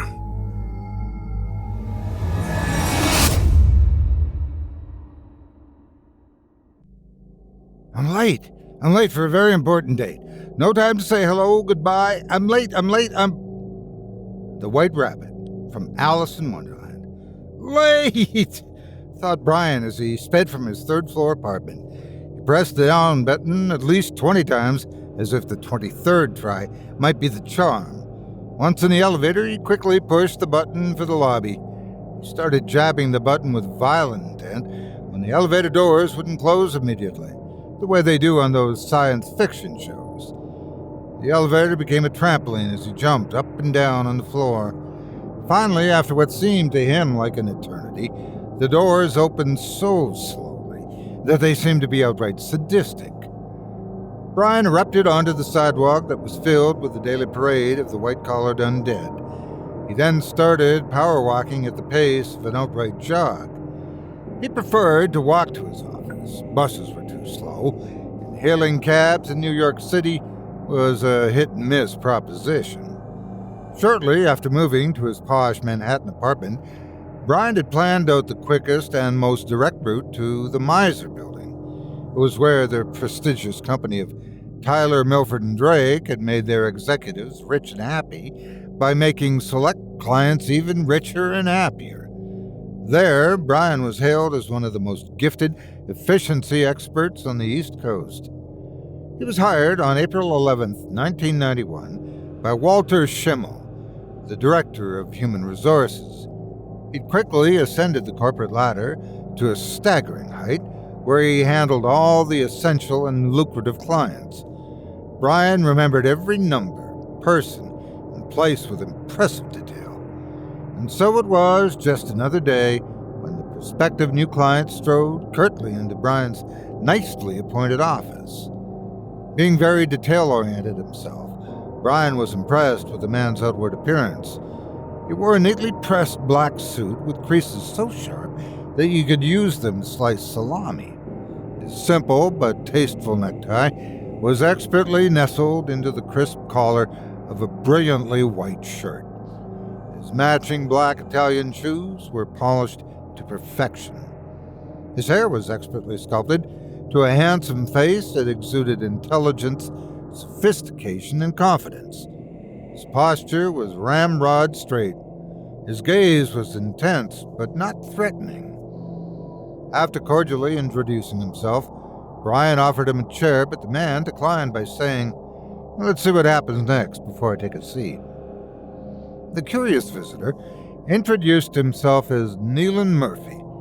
He said only that he operated an expansive company that had dealt with countless clients from all walks of life for many years. He added that his company had expanded to such a degree as to require a good bit of creative and efficient reorganization. He went on to speak of Brian's well-known reputation for meticulous planning and dispassionate decision-making. But he said Brian's penchant for achieving results with precise punctuality and well-reasoned forethought impressed him the most. He then offered a challenge to Brian. "If you can demonstrate for me that you can deliver a project exactly on time at an agreed-upon location, I can assure you we will be doing business together for a very, very long time. You, Brian, will be my guy." Although Brian was a tad uneasy by the man's reluctance to share any more details about his business, especially its name, he was excited at the prospect of putting his skills and reputation on the line to win a challenge successfully. Why, it would become the stuff of corporate legend. "Let's hear the challenge," Brian said eagerly. "The rules are quite easy to understand. It's the finish line that will be nearly impossible to cross. Oh, I think you might be surprised, if not astonished, by my unique skill set. All right, then. Are you familiar with the Lower East Side of Manhattan?" "Know it like the lines of my face," bragged Brian. "Ooh," cooed Murphy. "I'm impressed with you already. Some people might think of your statement as arrogant at best, or foolhardy at worst. I think we'll just call it moxie. Okay, then?" The man said as he walked around and surveyed the two chairs in front of Brian's dark mahogany desk. Once he selected his favorite, he sat down. Murphy casually crossed his legs and then pulled and straightened the left cuff of his trousers. He allowed a short moment to pass before he spoke, as if he was carefully choosing the most cogent and succinct way of explaining his directions. He slowly reached into the inner pocket of his jacket and extracted a small cream-colored envelope about the size of an invitation that would come in. "Is that invite for me?" joked Brian. "Yes, I suppose it is," Murphy said with a slight laugh. "If you can meet my expectations, that is." "I'm listening," Brian responded. "Very good," Murphy said as he abruptly sprang from his chair and began purposefully pacing back and forth a few feet from Brian's desk. "I want you to deliver this envelope to me at a building located at 104 Beaumont Street at precisely 11:09 a.m. on Tuesday, May 11th of this year. That's 3 weeks from today.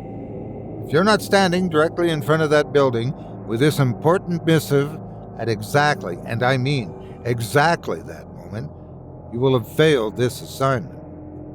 If that's the case, then I'll have to move on to a more talented and ambitious individual. And you'll wonder, for who knows how many years, when or if you'll ever have this opportunity again." Brian tried not to let his face reveal the massive doubt that had broken off a small crumb of his bravado. "As they say on the awards show, the envelope, please," Brian said as he leaned forward over his desk to take possession of the envelope.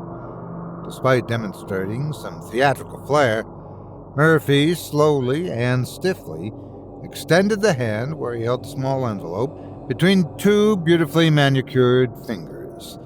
Brian, too, paused for a few seconds with an equal amount of dramatic panache before gingerly pulling it from Murphy's outstretched hand. Then Murphy smiled, turned, and began heading for the two large hand-carved wooden doors of Brian's spacious office. Just before Murphy made his exit, Brian asked loudly, "So, to who do I give the envelope, or do I just leave it somewhere?" "Neither," said Murphy. "You open it and read it when you arrive, and not before. The final and the most important directive will be printed on the card inside.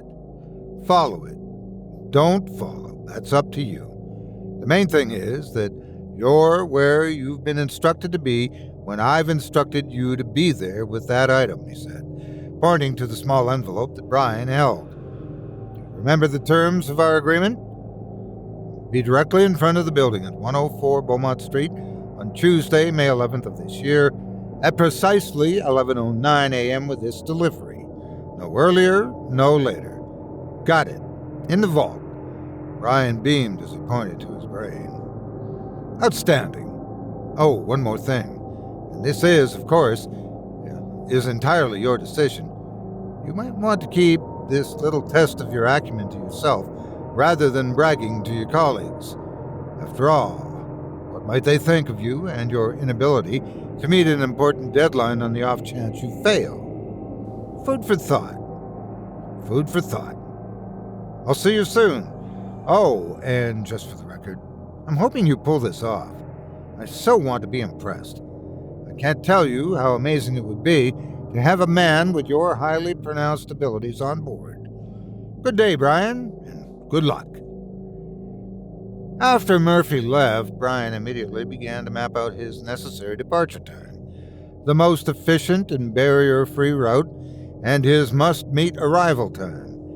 This task would represent the culmination of all he had learned from childhood through college and his years as a practiced and accomplished professional. He felt more excited and exhilarated about the job than he'd been in a long time. For him, it was the challenge of it all. He still remembered the mantra his father had taught him as a boy. Early is on time is late, and late is, why'd you even bother coming in the first place? Except for this time, that old adage wouldn't be helpful. He couldn't be early, he couldn't be late. He had to be there on time, down to the absolute nanosecond. What was it? 11:09 a.m.? Not 11:08 or 11:10. It was an exact time in a specific place. Up until the morning of the delivery, he'd get up around 5 a.m. With a stopwatch in hand, he'd stand in front of his office building and walk the route while timing it.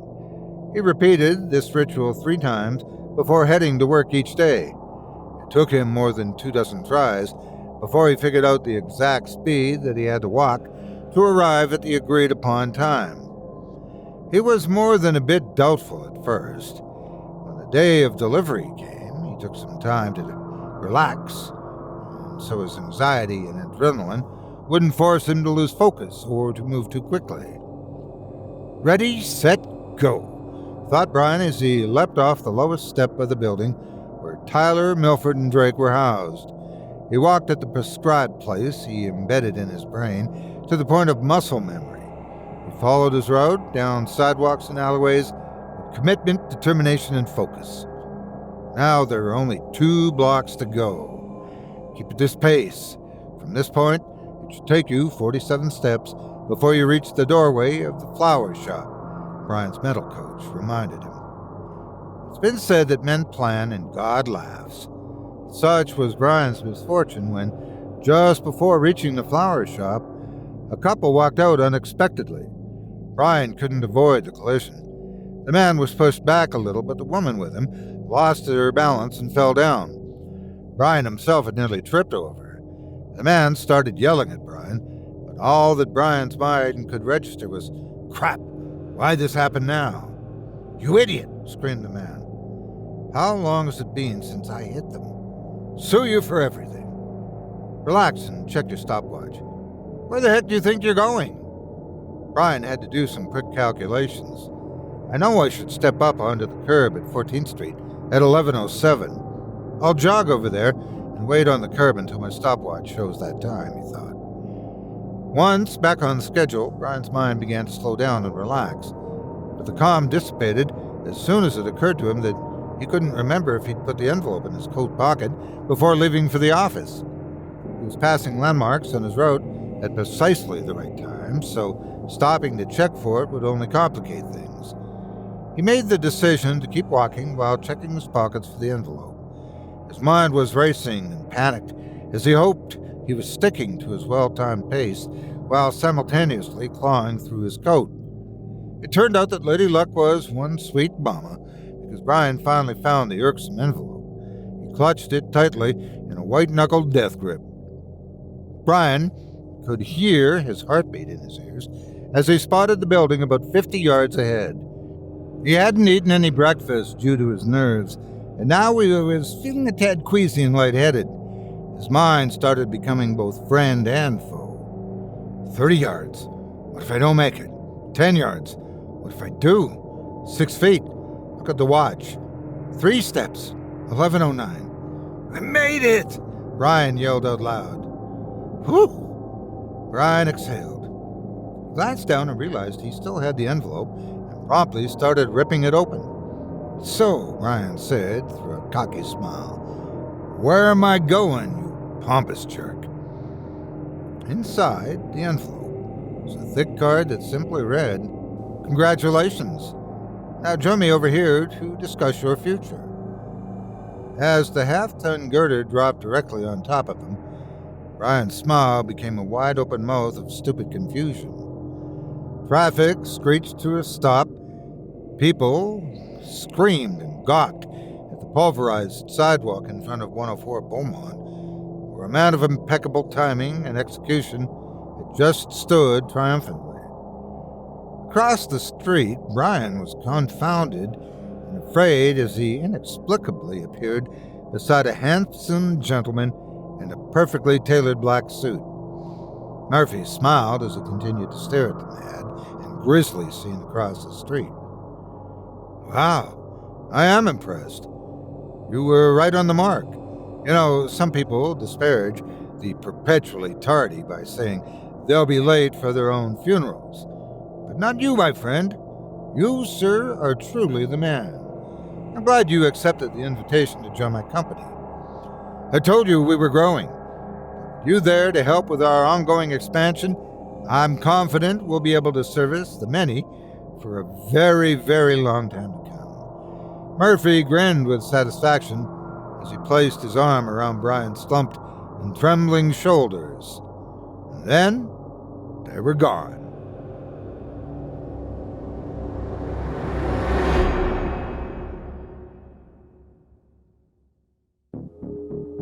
I hope you enjoyed Don't Be Late by P.D. Williams, as performed by yours truly.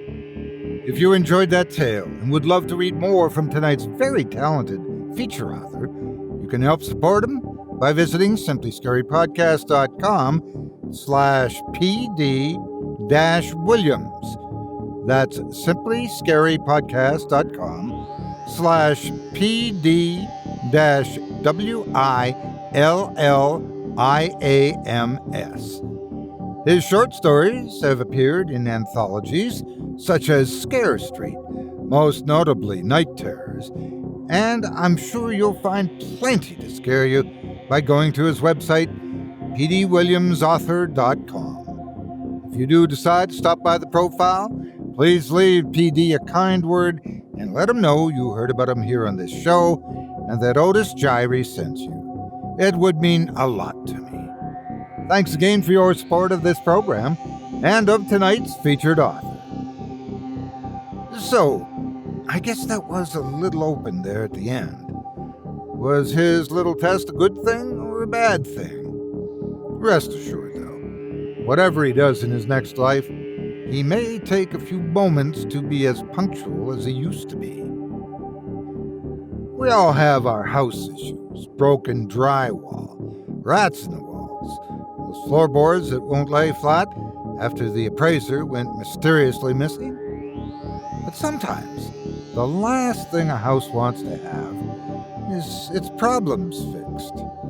Take the house of a mysterious artist and its latest owners, a pair of house flippers who are finding the task at hand more difficult than they first thought.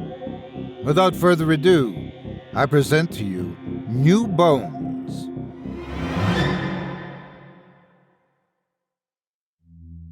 Ryan and Nicole Sullivan parked their SUV in front of the badly weathered Victorian house. They'd purchased the old home sight unseen at a bank auction for pennies on the dollar.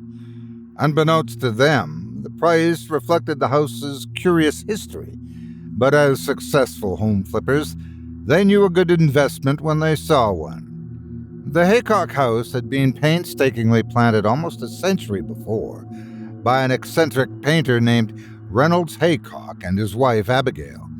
Unlike the other homes in the area, the house had exuded no charm, warmth, or life.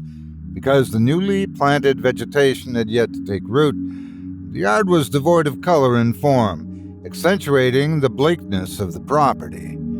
At the house's peak were two red-stained attic windows that resembled a pair of fiery eyes, always open, always burning.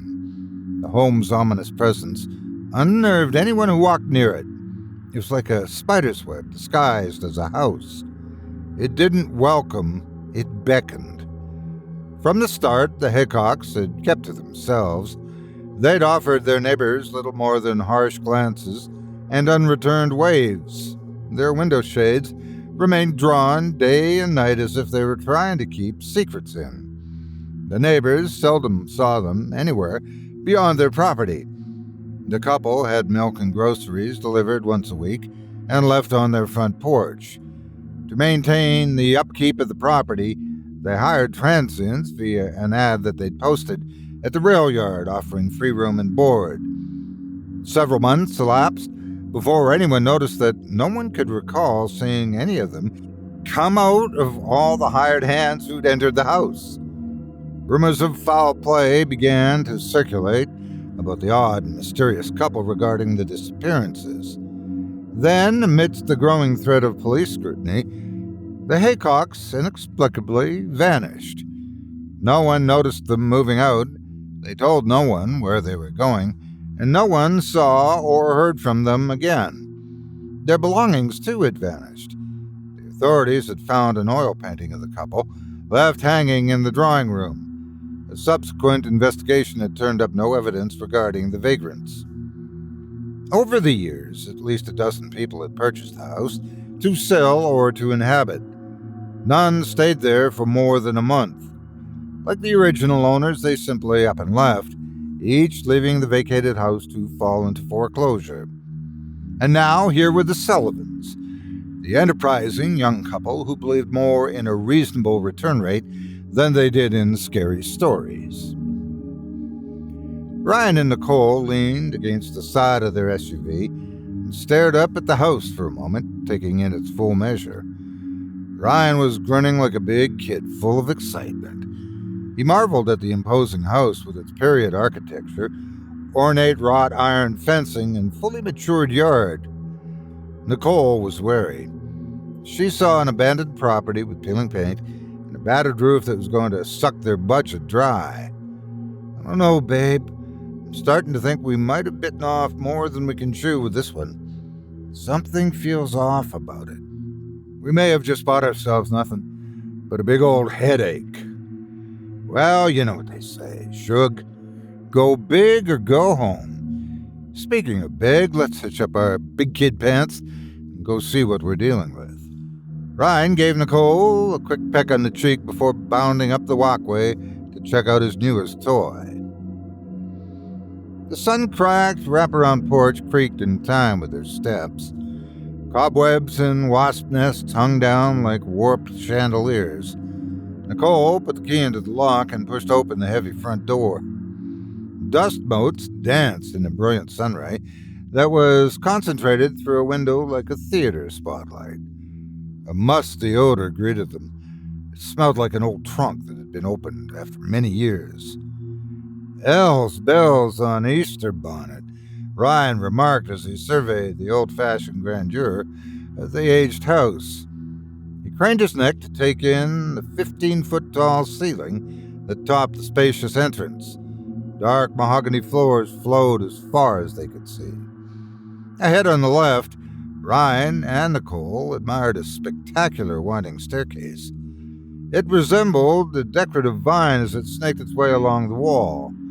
Its carpeted steps paused at a small landing before winding their way upward again. The neglected floors that had welcomed them continued beyond a solid oak archway that looked as if it had been pulled from an artisan's dream. Nicole couldn't resist running her fingertips over the masterful carvings.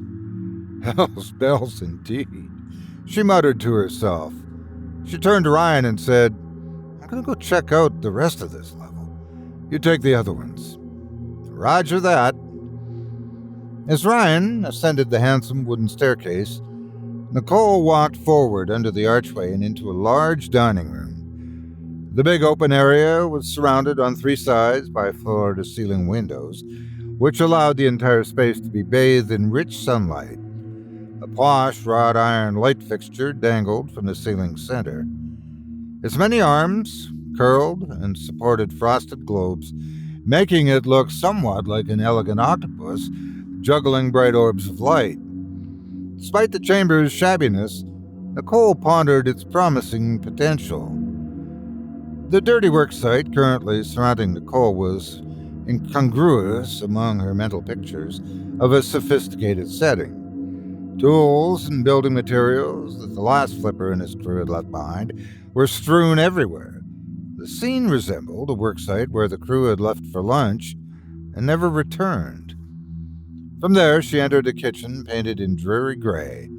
Nicole figured it was probably the original color, judging by its sad condition. The gritty floor crunched under her feet as she inspected the cracked and faded cabinetry. A cold blast of air kissed the back of Nicole's bare neck out of nowhere. She touched the spot and turned around. When she didn't see an obvious source for the draft, such as an open window or air duct, she shrugged it off and moved on from the kitchen. The last room she visited was a drawing room. It was the most opulent space yet, with its hand-carved oak wall panels and intricately patterned tin ceiling, from which hung a beveled glass chandelier fit for a castle. 6 stained glass windows were divided evenly among 3 walls. A pair of French doors opened out into the back portion of the wraparound porch, giving a view of the unkept backyard. The long, neglected area was thick with grass and saplings. Nicole thought it looked like a dying cornfield that someone had left to fend for itself. The room's focal point was a large stone fireplace. It was crowned with a sturdy, hand-hewed wood plank, adding to its grandiosity. Nicole imagined the powerful fires that had filled the stately room with great light and warmth. Then she noticed the picture hanging above it. Its majestic presence enthralled her. It was a large oil painting of an older man and woman. The signature on the bottom right-hand corner indicated that it was a self-portrait. They were dressed in period clothes that looked to Nicole to be from the early 1900s. They sat stiffly in 2 beautifully upholstered wingback chairs. The duo exuded an austere countenance with facial expressions that lacked any sense of love or joy. At the woman's feet lay a fluffy white cat that looked as indifferent as the people. So you're the infamous art freaks, Nicole said. Ain't you, the party animals? Upstairs, Ryan discovered similar scenes of abandonment. There were wooden floors that had been sanded but never finished. He found several doors stacked neatly in the hall. Ryan entered one of the bedrooms to look for damage. As he poked at a deep hole in one of the walls, a shadow of a man appeared beside it, causing him to jump back. He turned. No one. When he looked at the wall again, the silhouette was gone. Ryan's arm hairs stood on end. Easy does it, dude. Lots of shadows in this old place. Let's just get out of here. Ryan trotted out of the room and into the hallway. Suddenly, another form stepped in front of him, causing him to skid to a halt. Cripes, Nicole. Scared to keep the fudge out of me. I was breathing hard and sweating. I scared you? Good Lord, Ryan, you nearly steamrolled me. What's wrong with you? You're whiter than an albino in a snowstorm. Ryan took a few seconds to recover. Once he regained his composure, he became embarrassed and defensive. Nothing's wrong with me. I was trying to get away from a couple of wasps. Quickly changed the subject. What'd you find downstairs, or should I even ask? Well, we'll have to check the basement, the foundation, the plumbing, and the wiring. But as far as I can tell, it's got good bones. It just needs a few new ones. I have to tell you, though, it looks like one of those Wild West ghost towns down there. This place was bustling with construction, and then poof, it's deserted. Yeah, same thing up here. I guess the guy ran out of money. No pay, no workers. Okay, but if the construction crew isn't getting paid, why would they leave their tools and building supplies behind? Those things ain't cheap. Who knows? Want to check out the rest, he asked. That only seems proper. Nicole replied with a hokey old West accent. As they headed downstairs, Ryan cast a nervous glance over his shoulder. After completing the initial inspection, their next task was to set up a temporary camp upstairs in the main bedroom. With a project of this magnitude, they preferred to stay on site because it saved them the expense of a lengthy hotel stay and allowed them to keep the place secure. It only took them a couple of days to bring in a contractor familiar with projects such as theirs. Todd Blake came highly recommended by some of the top-tier realtors from the area. After meeting with Ryan and Nicole, he agreed to take on the lengthy and arduous renovation. He explained that he was at least 2 weeks out of his current job. Still, he offered up some suggestions for easy tasks that they could knock out in the meantime. Nicole had a group of chores already nestled in her head. For herself, she planned some mowing, pruning, and planting a colorful flower bed along the front of the porch. She decided to place Ryan in charge of doing something about the awful gray paint that made the kitchen look like a monochrome monstrosity. Nicole had something perky in mind, such as a vibrant yellow. Ryan obeyed Sergeant Nicole's orders to paint the kitchen. The following day, he drove to Pinehurst to check out a newly foreclosed property on a Parkland golf course. Such premium real estate didn't come on the market often, so he wanted to get first dibs. Nicole stayed behind to keep an eye on things at the Haycock house. With Ryan gone, the place was too quiet. The air felt cold and thick, and many of the rooms were dark despite their oversized windows. Also, seeing the rough condition of the house interior left her feeling overwhelmed and defeated. The pall over the place made Nicole's decision to work outside an easy one. The anxiety that Nicole had experienced inside of the foreboding residence dissipated once she stepped outside into the fresh air of the peaceful morning. The sounds of the birds and the swishes of the undulating tree limbs filled her ears. The day was warm, the ground was moist, and the shade felt exquisite. It was early morning, so she had most of the day to work on the new flower bed before the summer sun worked its way around to the front of the house. As she enjoyed its peacefulness, Nicole became lost in the motion of the work. She checked her watch and realized that she'd been toiling for hours. Jeez Louise, no wonder I'm hungry. Nicole stood, bent her achy knees, and dusted the potting soil off the front of her shorts. As she rose, there was a flash of something in the corner of her eye. She glanced back toward the house. A large cat perched on the porch's top step was leering at her. "Hey there, pussycat." The cat narrowed its eyes and hissed at her like an angry cobra. "Shoo!" Nicole yelled. The cat rose and snarled at her. Suddenly, it turned and ran through the open front door of the house.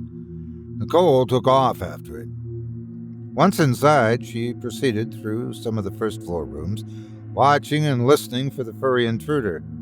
"Where'd you go, you little jerk?" Nicole heard a growl nearby. She stepped cautiously through the freshly painted kitchen. She stopped to peek into one of the open cabinets. "Here, kitty, kitty." Nicole froze at the voice, the cabinet door half open. Its tone was distinctly feminine. It echoed from the drawing room. Nicole hoped that the call was from the cat's owner, who tracked it into the house. Please don't be an intruder. Of all the times for Ryan to be gone. Nicole's jaw quaked with nervousness. Who's there? Hello? The lack of response made her fearful that someone might be lying in wait for her. Realizing she couldn't hide out in the kitchen indefinitely, she worked up the courage to go and investigate the sound. Nicole followed the haunting call into the drawing room and found it empty. Despite being alone, she was skittish, as if someone might attack her out of thin air. She trembled. The porch, she reasoned. Maybe the backyard. She tiptoed to the doors that led out to the porch. Cautiously opening them, she leaned out and looked around. Seeing no signs of the interlopers, she relaxed a bit. She hoped that whoever had been in the room when she'd called out from the kitchen had fled. Her adrenaline ebbing, Nicole blew out a cleansing breath. As she was doing so, she glanced up at the portrait of the Haycocks. Something about it looked different, but she couldn't quite. You're... Nicole jumped a foot as a streak of screaming fur blurred past her feet, heading straight for the front door. Nicole braked when she got to the top step of the porch. The cat had vanished. She left the porch and searched the yard, but saw no sign of it. Once she was satisfied that the cat had moved on, she decided to go back in and dig up some lunch. Despite the heat of the day, Nicole shivered. When she reached the foot of the porch steps, she saw that all of the new flowers were dead. It was as if the soil had poisoned them. Although she'd rationalized the phantom voice, she had no answer for the inexplicable demise of the once colorful blooms. The implications chilled her. What's happening around this place? Ryan had gotten back earlier than expected, much to Nicole's relief. He'd picked up a pizza, 2 salads, and a bottle of Pinot Grigio on the way home, so they wouldn't have to go out and leave the house unattended. On his way in, he noticed the wilted flowers. Who planted these? The Angel of Death? As they stood over the makeshift sawhorse table, eating their dinner, Ryan brought Nicole up to date on the property in Pinehurst. Nicole typically asked the host of questions. She was shaken and distracted tonight. Something up, hun? He inquired. You're not saying much. Did anything happen while I was gone? Nicole picked at her salad and considered the question. Nicole? Yeah. Well, I mean, no. She paused. Okay, maybe something weird did happen. It's probably nothing. Nothing worth talking about anyway. Ryan set the slice of pizza down, then took a sip of his wine. I think it might be worth talking about. I've never seen you this quiet and tense. Talk to me. What happened today? Nicole related the entire cat incident to Ryan. She could tell by the way he was staring at her that he wasn't taking her seriously at first. But could he be blamed?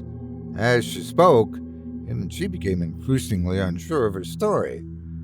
To Ryan's credit, he listened to everything she was sharing. It gave her hope that even if he thought she was beginning to get spooked in the shadowy old house, at least he might try to work through the events with her and make some sense of them. Are you sure you heard someone speaking? He asked. As clear as I'm hearing you now. And then there's the flowers I spent planting this morning. Yeah, I caught the sight of them on the way in. What happened there? When I couldn't find the cat, I walked back to the porch. I found them looking the same way you did. It totally freaked me out. So, what do you think? Am I starting to lose it here? That's a weird one, all right. I might walk around and talk with some of the neighbors and find out who owns the cat. What did it look like? It was all white and fluffy, a Persian, I think. Oh, like the one in the painting. Nicole's face slackened as it came to her why the portrait had looked different. She left the dining room and went directly to the drawing room, ignoring Ryan calling behind her.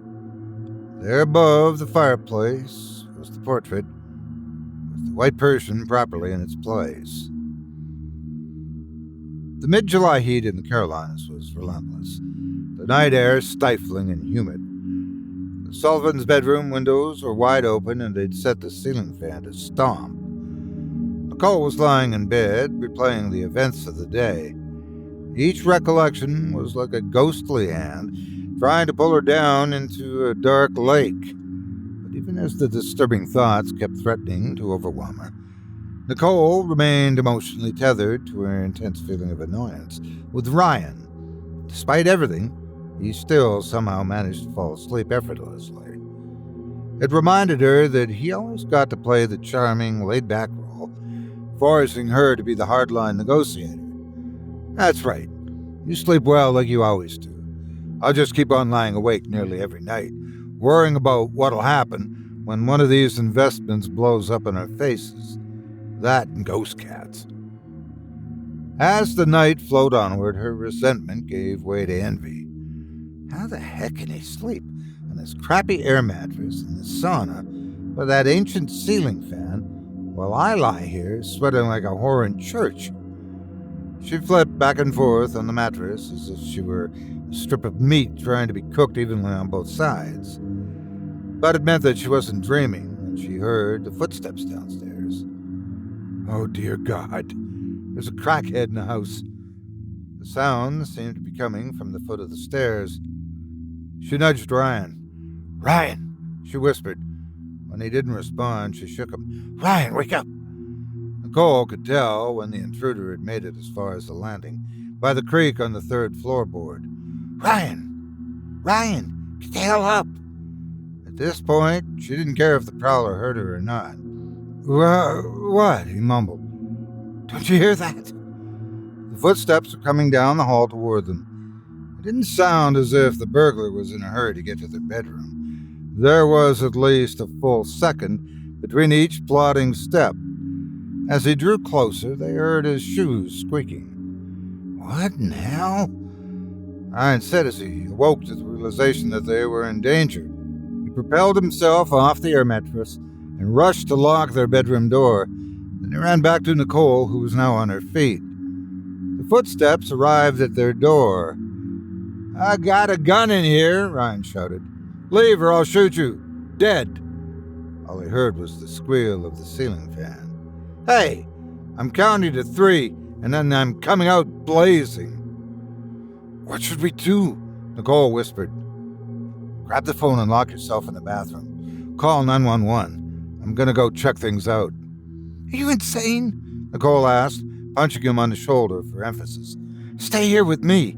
He may still be outside that door.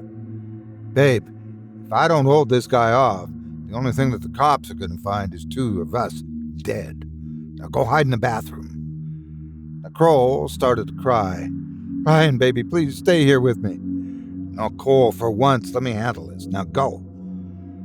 Nicole grabbed the phone and tiptoed through the bathroom, locking the door behind her. Her hands were shaking, making it difficult to press the numbers. As soon as someone answered the call, she said, Hi, I'm calling to report an intruder. He's just outside our bedroom door. She waited for the dispatcher to ask her name and address, but the person didn't say anything. Nicole was anxious and impatient. Hello?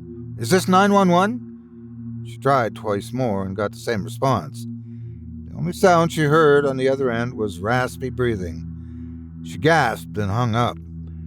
Meanwhile, Ryan looked around for something to use as a weapon. The only thing he saw with any heft was the large flashlight by the air mattress. Weapon in hand, Ryan crept to the door and put his ear against it. His spine tingled as he listened to the gruff wheezing on the other side. The sound reminded him of his uncle, Jiry, who'd struggled with emphysema. It was how he'd sounded at the end, like dry death.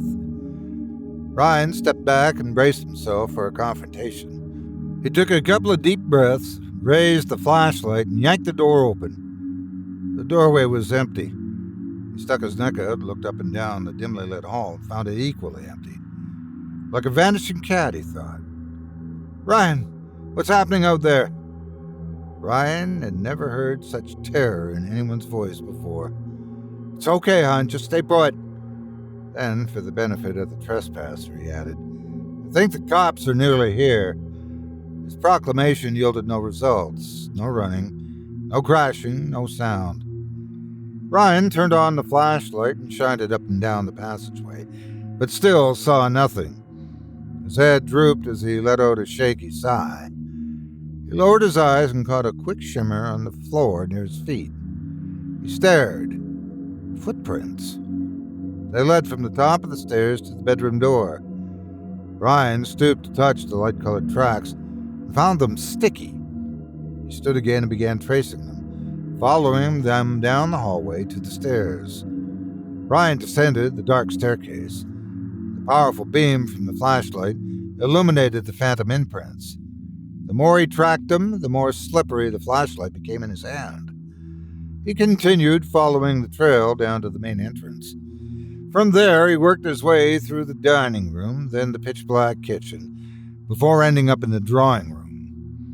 The point of origin was the fireplace hearth. Goosebumps sprang from Ryan's flesh, and his teeth began chattering.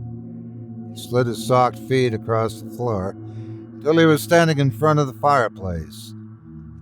He lifted the flashlight's ray to the portrait. At first glance, the portrait looked as it always had. He wanted to get a better look, so he inched forward until he was standing directly under it. That's when he saw the yellow paint around Reynold Haycock's shoes. I need a drink. Ryan shuffled to the lightless kitchen. He groped around until he located the wall switch and flipped it on. Someone had somehow removed the fresh yellow paint from the kitchen walls. A series of macabre events left Ryan feeling rattled. It took some time for him to collect his thoughts. "Ryan, where are you?" Nicole's loud voice startled him. "In the kitchen, hon." She was about to walk in when Ryan stopped her. "Babe, I want you to prepare yourself. Please, try not to freak out." "I'll do my best," she promised. Nicole said nothing during her tour of the kitchen and the drawing room. She walked as if she was trudging through mud. When she finally spoke, she said, "Oh my God, Ryan, what have we gotten ourselves into? I'm really, truly terrified. We have to get out of this house. I can't stay here another second. Let's go to a hotel or rent an apartment. I don't care which." "Oh, honey, we can't afford that. We've got everything tied up in this house. Outside of living in the SUV, we have zero options. And there is no way we're living in that stupid SUV." "Like hell we're not."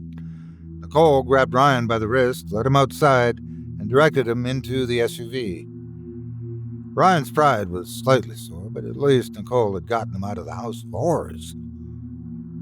A short time later, Ryan attempted to appeal to Nicole's sense of reason. "Babe, what are we supposed to do now? That surprise real estate I checked out in Pinehurst looks really promising. But you know this business. We can't grab hold of any other properties while we're still holding on to this one. We'll get our heads kicked in if we unload this house now. Nicole, I know we're scared, but we have no choice. We have to make this work." "Ryan, how bad will this get? This isn't some elaborate prank. All of the terrifying things that have happened to us are real. Think about it. The contractors, the work crews, previous owners. Why do you think we got this house so cheap? Everyone else took the loss and got as far away from this place as possible. Look, I'm no expert on the paranormal, okay? But maybe we can find a priest or a shaman or even a voodoo doctor who'll come and bless the place. How about a TV show that'll sell some crackpots out here to stink up the house with loser sweat while they pretend to gab with ghosts?" Her emotional temperature was rising. She resented Ryan's condescending tone, so she decided to give him a taste of his own medicine. "Just to make sure that an idiot like me can understand you, you're saying we should advertise that we have ghosts in this house? Oh yeah, that'll prompt some genius to buy it." "All right, Nicole, what do you suggest?" She mulled the question over. "Everything that's happened has a common denominator. That creepy portrait, right? Why don't we just try getting rid of it? Let's burn the SOB like they do in the movies. nothing else, at least we don't have to look at it anymore. Ryan perked up. I've got the matches. If you've got the fuel, go around the back and find a safe place to burn it. I'll be the hero and go in and get it. Works for me, Sir Dunderhead. And she's back, he said. Just go and get it already. Nicole retrieved the 2-gallon gas cans from the rear of the SUV and hurried toward the backyard. When she got there, she waded through the knee-high grass until she got to a worn-down area that someone had used as a scrap pile. She picked through the trash for something to use as a dinging instrument. Eventually, she found a jagged piece of 2x4 that she used to dig a shallow hole. Ryan emerged from the drawing room and onto the back porch. He was holding the sinister portrait as if it were covered in poison ivy. "Hurry, bring it," Nicole instructed. Ryan used the picture frame to push through the overgrown yard. As soon as he arrived at the impromptu fire pit, he plopped the painting down into it and soaked it with gasoline. Then he tossed in a lit book of matches. As the picture burned, they could feel the stress gradually leaving their bodies. They watched the cursed object curl up at the edges as the ravenous flames consumed it. Once the fire had reduced the portrait to glowing ash, they took hold of each other's hand and reluctantly returned to the house. As soon as Ryan and Nicole stepped inside, they sensed a change.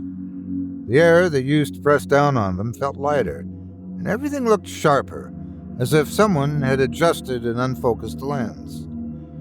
"Do you think it's finally over?" Nicole asked. "I have to say, something feels right about this place now. It's different from before, don't you think? It feels healed." "Yeah, I suppose so. I just hope that Gomez and Morticia have moved on. Guess they just didn't want strangers changing their house around," she said. "I can't say as I blame them. After all, they made this house for themselves. They poured their souls into it, every nail, every brick. That painting was probably all that was left to anchor them here." Then Nicole looked at Ryan, who had suddenly become lost in thought. "I can't help but wonder," he said, "if anyone else ever thought of destroying the painting. If they did, they sure didn't stick around long enough to try it. So what do you say? Should we try another night? Are you sure? An hour ago you wanted out of here." "I know what I said, but I just want to know if this nightmare's finally over so we can move on." "Agreed," Ryan said. Though the night had been uneventful, neither slept very well. Every minor noise had sounded to them as if it were heralding another march of the undead. They'd been glad when the sun had finally risen to rescue them. "Better get started on the cleanup. Todd's work crew will be here next week," Nicole said. "Why don't we just let them fix it?" Ryan asked, yawning. "Money, sweetheart. Money. We can do this. Listen, I think we still have some cereal downstairs. Grab the milk from the cooler, why don't you?" Ryan and Nicole got dressed and then followed the ghostly roadmap downstairs. They checked out the drawing room, hoping and praying not to find the painting there waiting for them. Notwithstanding the yellow footprints, they were relieved to see that the portrait was still out of their lives, unlike in the movies. They entered the kitchen and enjoyed a relaxed breakfast. "I'll be so happy once we get all that paint off the floor," Nicole said. "It's what creeped me out the most. Oh, and speaking of paint, you know that you're going to have to paint this entire kitchen all over again. Any thoughts on color? I think I might go with yellow. It stands out so well, don't you think? You do, and I'll be repainting it with your brain matter, wise guy. Now, come on, let's get this knocked out. We've got a lot to get done today." They had only walked a few feet into the drawing room before they stopped cold. They were astonished to see that the footprints were gone. "Where'd they go?" Ryan asked. Frigid sweat slid down Nicole's bare back like cold, skeletal fingers. She was pale, her body limp. "Ryan," her voice quivered, "do you see it?" Oh my God, he whispered. With great trepidation, they walked further into the room. Ryan took hold of Nicole's moist hand. Right here, babe. His breathing was fast and irregular. He could feel his heartbeat through his temples, as if it were keeping time with a funeral dirge with each pant. They turned together and faced the imposing fireplace, the source of their blind terror. The painting was hanging over the mantel, and it had changed. The Haycocks reposed in a standing position by their respective chairs. Each of their faces was a horrifying rictus of rage. In a blink, they were closer to the frame. Their cracked lips were pulled back grotesquely, bearing small, jagged teeth. Then, like a flash of lightning, the savage creatures were at the very edge of the frame. Their eyes were crimson red, just like those belonging to the white Persian, hunched up behind Ryan and Nicole, snarling. The front door opened, and the real estate agent led Frank and Helen Morgenstern into the vestibule of the musty house. And here we are, the agent announced with a grand flourish. Wow, Frank said. I hope the rest of the house has this much potential, added Helen. The agent took that as her cue. Now, as I told you, there have been some attempts at renovation over the years, but it's still in need of some TLC. Nevertheless, with what the bank's willing to let it go for, it would make a terrific investment for folks like you who are thinking of converting it into a bed and breakfast. Now, follow me. I want you to check out the focal point of the whole downstairs. The couple strolled around the impressive drawing room, taking in its regal decor's richness and its exquisite fireplace. So, who's this? Helen asked as she stood before the long, rustic mantel. Oh, them. Yes, I believe that's the Haycocks, the people for whom this house was built. Now then, let's see if I can remember their names. That's Reynolds sitting on the left and Abigail on the right. And as for the young couple holding the cat, I don't know who they are, but they sure don't look very thrilled to be there. Chilling tale.